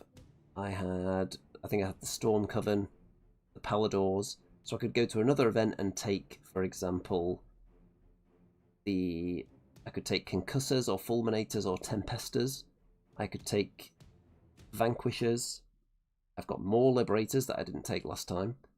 I've got more Questors that I didn't take last time. I've got... What else I've got? I've got a million heroes. I've got Stardrake, the Knight Judicator, who hasn't featured in this list in particular. I've got some retired units that could be run as other things as well. I think a lot of the Soul Wars units got retired, didn't they? So I've got some of those sitting around. I'm just glancing over at the cabinet now. The Chariot. Yeah, so I could definitely do a few tournaments in a row without repeating any of the same models. So that's the thing that probably lets down my consistency. I just don't want to run the same stuff over and over and over when I've got so much in the cabinet. I think I've nearly finished painting the proper Taunus the Redeemed model as well. I've been using the old Knight Azeros as him, but I wanted the actual model since I quite like him and I've been using him, and it's a very nice model as well. So he's nearly done. I think I mostly just have to highlight the gold and maybe a bit of his face as well, and then he'll be done. So it's just an endless tide of Stormcast miniatures. Then I've still got more to paint. I've got Stormdrake Guard to paint. I've got Reclusians to paint. So I don't know whether you're ever going to see me running like the same list for a year. You'll probably never see that on this channel. What else have we got here? We've got some Nurgle. Nurgle is an army I've been looking at lately, actually, because I painted a classic metal Great Unclean one for Old World as a giant spawn. And I've been looking at the plastic Great Unclean one. I do think it's very cool. If I ever was to do a Nurgle army, I would definitely want one of these big gribbly fellas. Nurgle always look very cool. Some nice Plague Bearers there. And some of their new models are very nice as well. We have got some Chaos. These ones look very stylish and old school. Look at that. And we've got some Sylvaneth. Very tree-like.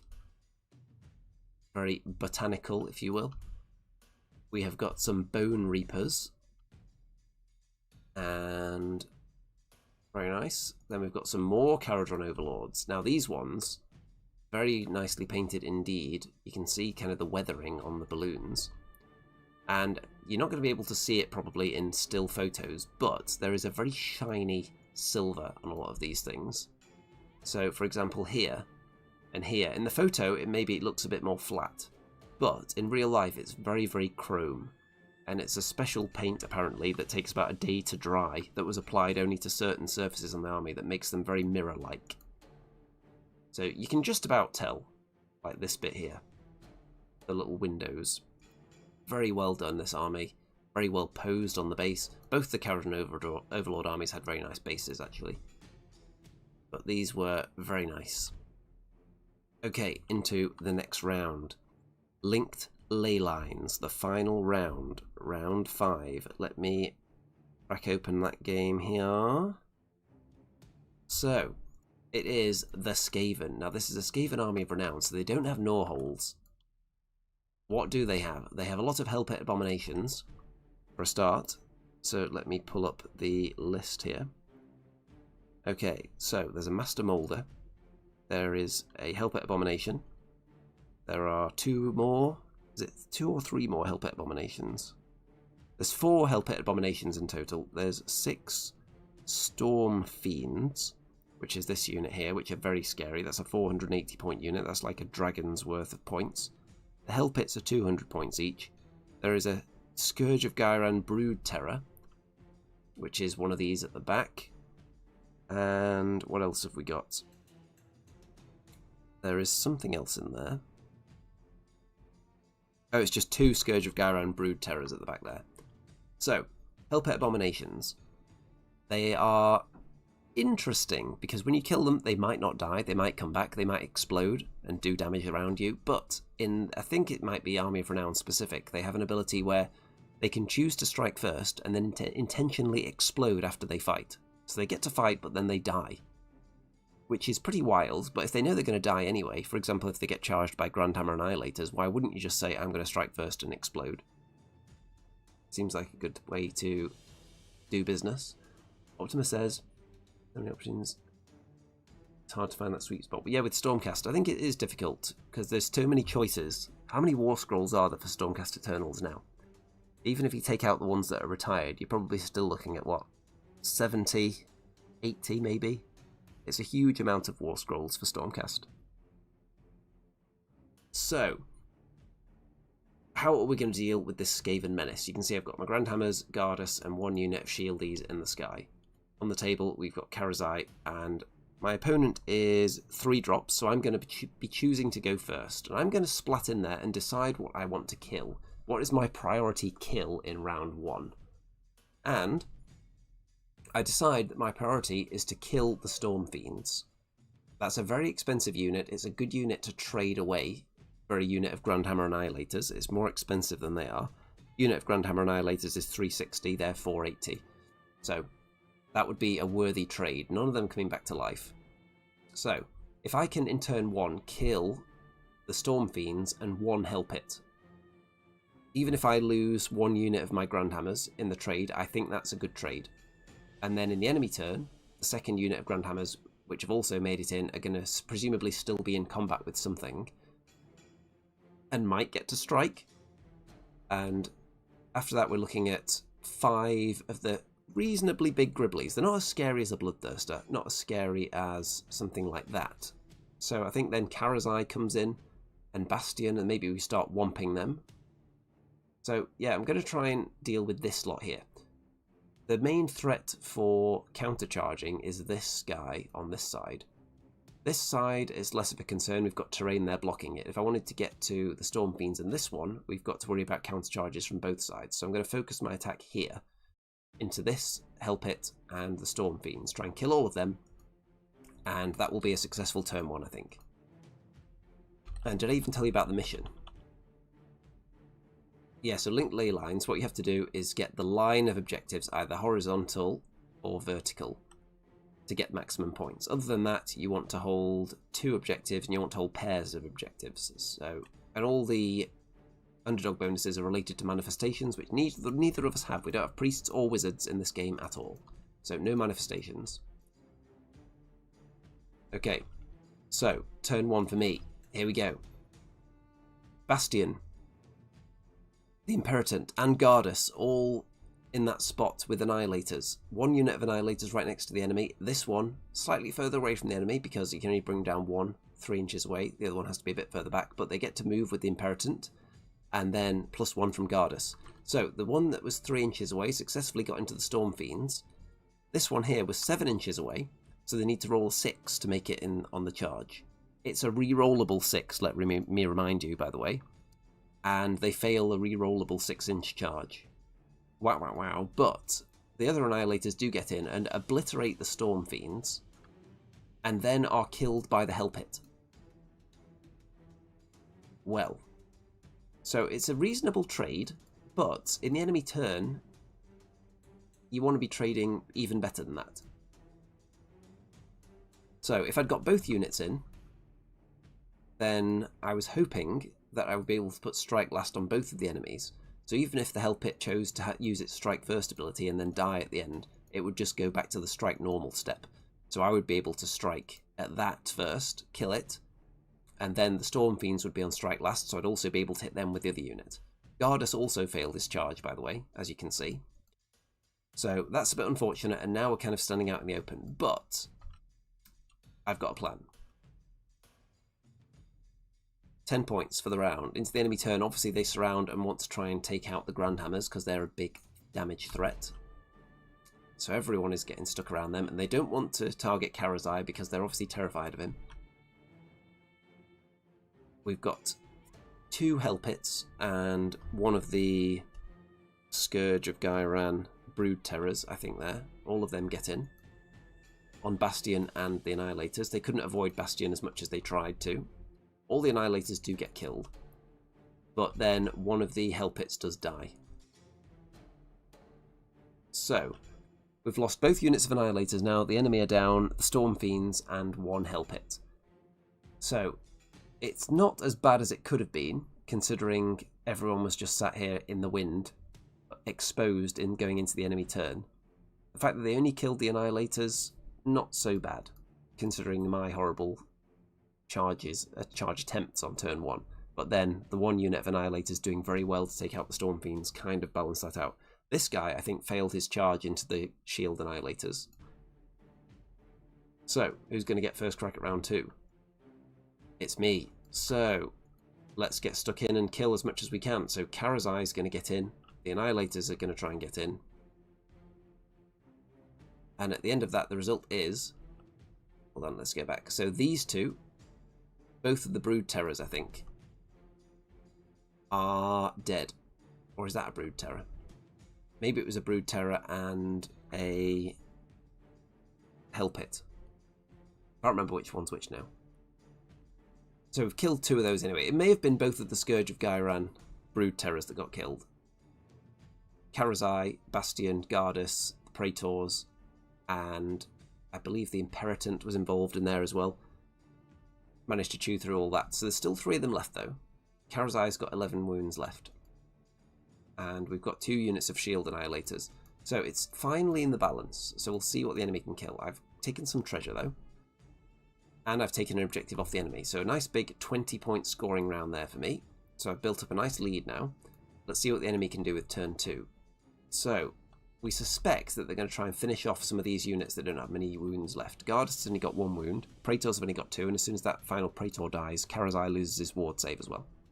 You'll notice, by the way, on most of these games I've been putting these tokens out on the objectives. That's to remind me who controls which objective at any given time. So sometimes the photo will have been taken before I've flipped it over, because obviously I've got this one now.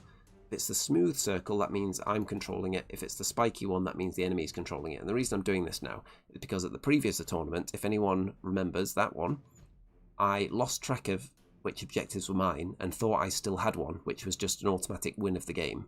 And I passed up the chance to just redeploy an inch onto an objective and win the game because I thought I already had an objective and didn't need to. And it turned out the enemy had actually taken them all off me and I didn't realise because I wasn't marking them. So now every time I play, I'm trying to put these down to mark who owns which objective at any given time, when I remember. So, let's see if they can kill. The Praetor is dead. I think that was from a shooting attack. So Karazai's in danger now. Let's see. He gets down to 3 wounds before he gets to swing. And he does ultimately die, but takes something down with him. So there's only 2 Hell Pits left and some foot heroes. The problem is I only have 2 units of shield Annihilators left, who probably aren't enough to kill a Hell Pit. So the trading didn't go as anticipated, or maybe not anticipated, but as hoped. After that first turn charge failure, it's not exactly been downhill from there because it's been a very bloody game with not much left on either side.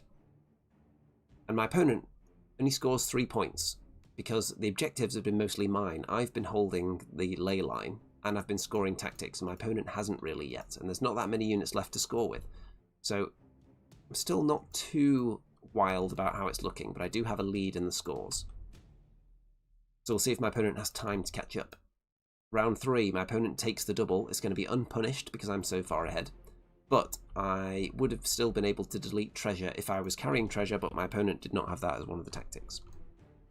So, 1 Hell Pit going after the Annihilators. They redeploy away. The other Hell Pit goes for these Annihilators. And they get caught.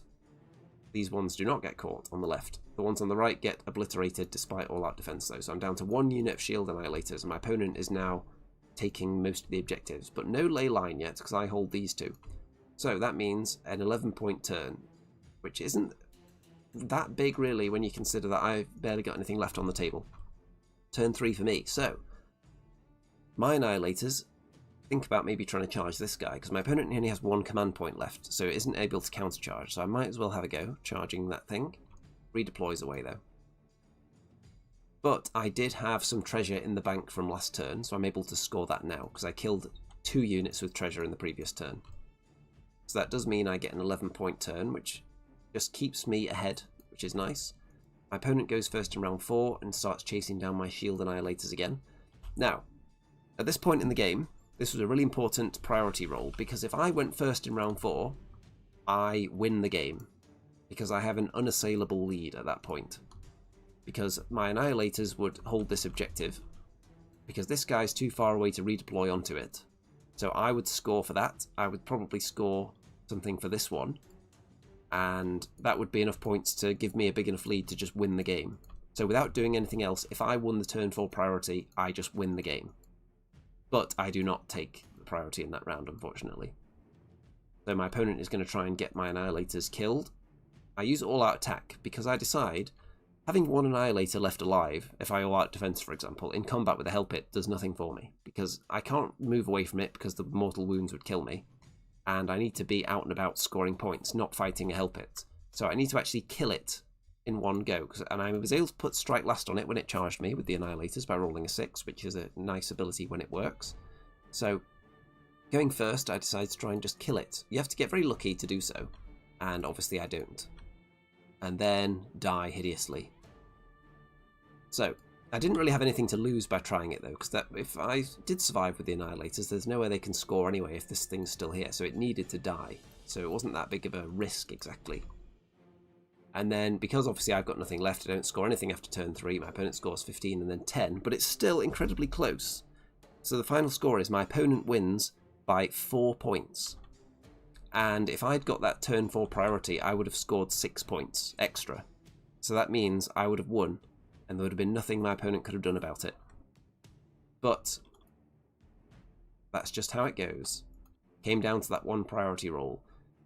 It also came down to a lot of failed charges. Turn 1, I failed a very easy re-rollable 6-inch charge with 1 unit of my annihilators. If they'd got in, then I hopefully would have been able to have killed enough to make that alpha strike worth it. And then in my opponent's turn 1, he actually failed a couple of charges with the big monsters as well, which could have mopped up the Stormcast even earlier. So, the Army of Renown, how do I feel about it? I think I have issues.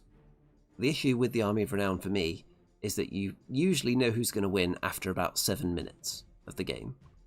Because if I'm going first, I throw Bastian up there. If the Annihilators drop in and kill half your army, I'm going to win. If they somehow fail a charge, or if they fail with their attacks and don't kill anything and then die, my opponent's probably going to win. So, what I do like though is not fishing for the double turn. I like the variety of wanting to go first for a change, not always trying to go second and fishing for the double with long strikes. And other units that really benefit from double turns, like Vanguard, Paladors, with the spears, with their whole retreat and shoot thing, and then shoot you again, so they shoot you like 6 times, some obscene amount before you get to hit them. And it's a change. Bastian, he did alright. I think his attacks are a bit unreliable. And I think he could even do more damage, you know. Even though he can do 16 damage, I look at some of the other enemy heroes that are much cheaper than him, and a lot of them seem to have like damage 3 weapons. Bastian has damage 4, but in the Stormcast list, even like Gardas, I think even he is only damage 2. So I think some of the Stormcast heroes could be a bit hittier, considering their role is limited. Like Gardas, he can only once per game boost someone's charge and their number of attacks. And his other benefit is that he can give you a ward save if he charges in alongside you. But the chances of all the units and Gardas all succeeding with their charge aren't the highest. So it doesn't necessarily come up that much. Even with Bastian bringing a unit closer and the Imperatant nudging them a few inches forward, something is probably going to fail. So you don't get the most out of that. And it only works on the charge that Gardas actually, only works on the turn that he charges in. So I think Gardas could have his rules tweaked a little bit. I think the Imperatant, when you take him with the ability to turn off ward saves, which for me he routinely failed, apart from against the Fire Slayers, he just failed it a lot. Without that, I think he doesn't have that much of a purpose. He makes that one charge a bit more likely to get in, and then he's just useless. He can't really fight very well. Apart from somehow against the KO where he took on that gun hauler single-handedly. But that was wildly against the odds. So Army of Renown, it's worth giving it a try. I would like to possibly try it with a Knight Judicator in there instead of some of the Shield Annihilators. Because here's one of the options you can take. Let me pull that up actually, and while that's loading, I can tell you that I did actually win an award. So for the 3rd Warhammer event in a row, I won the 3rd placed Coolest Army Award. So I think that should probably be renamed the Andy Award by now. I was looking through my certificate folder, and I've actually won that a few times before as well. So 3rd place Coolest Army is just me written all over it. And I think there's probably a scientific reason that I often win 3rd Coolest Army rather than 1st, or rather than not winning any at all. And it's because, technically, there is usually 1 to 2 people at an event that have just mastered painting, and they've got all your wet blending and all of your object source lighting and all of that stuff down. So they're just going to win. But then when you're looking at the best of what's left, I think people are drawn to my colour schemes and the clean lines, the clean paintwork on my stuff. That's usually one of the things that people compliment, how clean all my stuff is. So I think maybe that earns me some votes alongside the armies that are just technically superior. So I think that's what gets me the 3rd place Coolest Army Awards. Because there are definitely armies that are better than mine technically. And yeah, very pleased to get that award. And let me check out this list here now. So what else can you have? You can't have anything other than Annihilators and Praetors as your general units. Both kinds of Annihilators and Praetors. So Praetors are obviously good for protecting if you're taking one of the big dragons. The heroes you can have within a regiment with someone else. You can have the Knight Judicator, you can have the Knight Questor for some reason, even though you can't have Questor Soulsworn. If you could have Questor Soulsworn, this list would suddenly get a lot better, because you would have inherent teleports and another unit that just hits like Shield Annihilators, but has another role because they can gain a ward save and they can teleport. You can take the Knight Vexlor, the Lord Imperatant, Gardus, and running their own regiment, you can have the Celestant Prime, you can have the Knight Arcanum, you could take the Knight Relictor, the big dragons, you can have the Lord Celestant, you can have a Lord Relictor, Vandus Hammerhand, and Yndrasta as well. So you do have a lot of hero options for running the regiments. You do have to have Bastian as the general though. So really you don't want to take another hero that kind of has the same sort of role that he has, or the similar profile. You probably want to bring a little bit of variety, I would think. So I don't know if him and Yndrasta would be the best choice, because they're quite likely to struggle against the same sorts of things, because they only have 8 wounds, so they're going to be vulnerable to the same kinds of attacks. So I think there'll be some matchups where both of them struggle against the same thing. But Yndrasta does bring another element to the equation though, because she's so good against monsters and very fast. But obviously she doesn't do the shenanigans with dropping units down closer like Bastian does, and then he also gives out free all-out attacks as well. There was one game, I can't remember which one it was now, but Bastian wasn't able to use that very much. I think it was the Bloodthirsters, where they're able to just stop commands being used within range. So that was quite devastating to Bastian, who likes to get his free all-out attacks in there. But in general, next time I will either try the Army of Renown again with a tweaked list, or way more likely is I'll just try a totally different list that has a load of different stuff in it. What haven't I used for a while? I haven't had the Stardrake out for a few months, so we could potentially see a Stardrake. We could see Krondys instead of Karazai. Too many options, basically. So why don't you let me know what you want to see, because I've got a lot of choices. You've heard me talk about which models I own. I've got a lot. So what do you want to see from a Stormcast list? Do you want me to try and mimic one of the hot tournament lists that's been out there on the internet, or do you want me to conjure up something from any specific units that you'd like to see? Put those in the comments. And I'll have a quick peek at the chat before we wrap this one up. I've had a decent viewership for this one. I don't normally do them on a Tuesday, but I was quite busy yesterday. So I thought, let's just push it to the Tuesday so I'm not too rushed. And I don't have any work tomorrow, so I didn't have to worry about staying up too late tonight. Okay, so almost at the 2-hour mark for this video. Don't forget to check out all the links in the description. There's various social media shenanigans down there. There's Twitter, Blue Sky, there's Facebook on there. And obviously, subscribe and like the video and all that good stuff. And if you think that this channel is a beacon of hope in these turbulent times, and you think that this content guides you towards a more fulfilling existence, then why not pledge your entire life savings in the PayPal or Patreon links down there as well, which would essentially go towards getting me more tournament tickets. All of my tournaments participation will of course be reported on the channel, so just think of the insane value you get from that. And what were you going to do with that money anyway? You're probably going to buy miniatures with it, or eat your home, or buy clothes or food or something. Frivolous activities when you could just be sending it all to me so I can go to more tournaments and buying more miniatures. I think that's how it works. Okay, let's bring up this delightful thumbnail so you can see Bastian in all his glory, who did have some glory at this event. Some glory, some bad luck, and some difficult matchups. Other than that, I think, other than thanks for tuning in everyone, all that remains to be said is good night out there, whatever you are.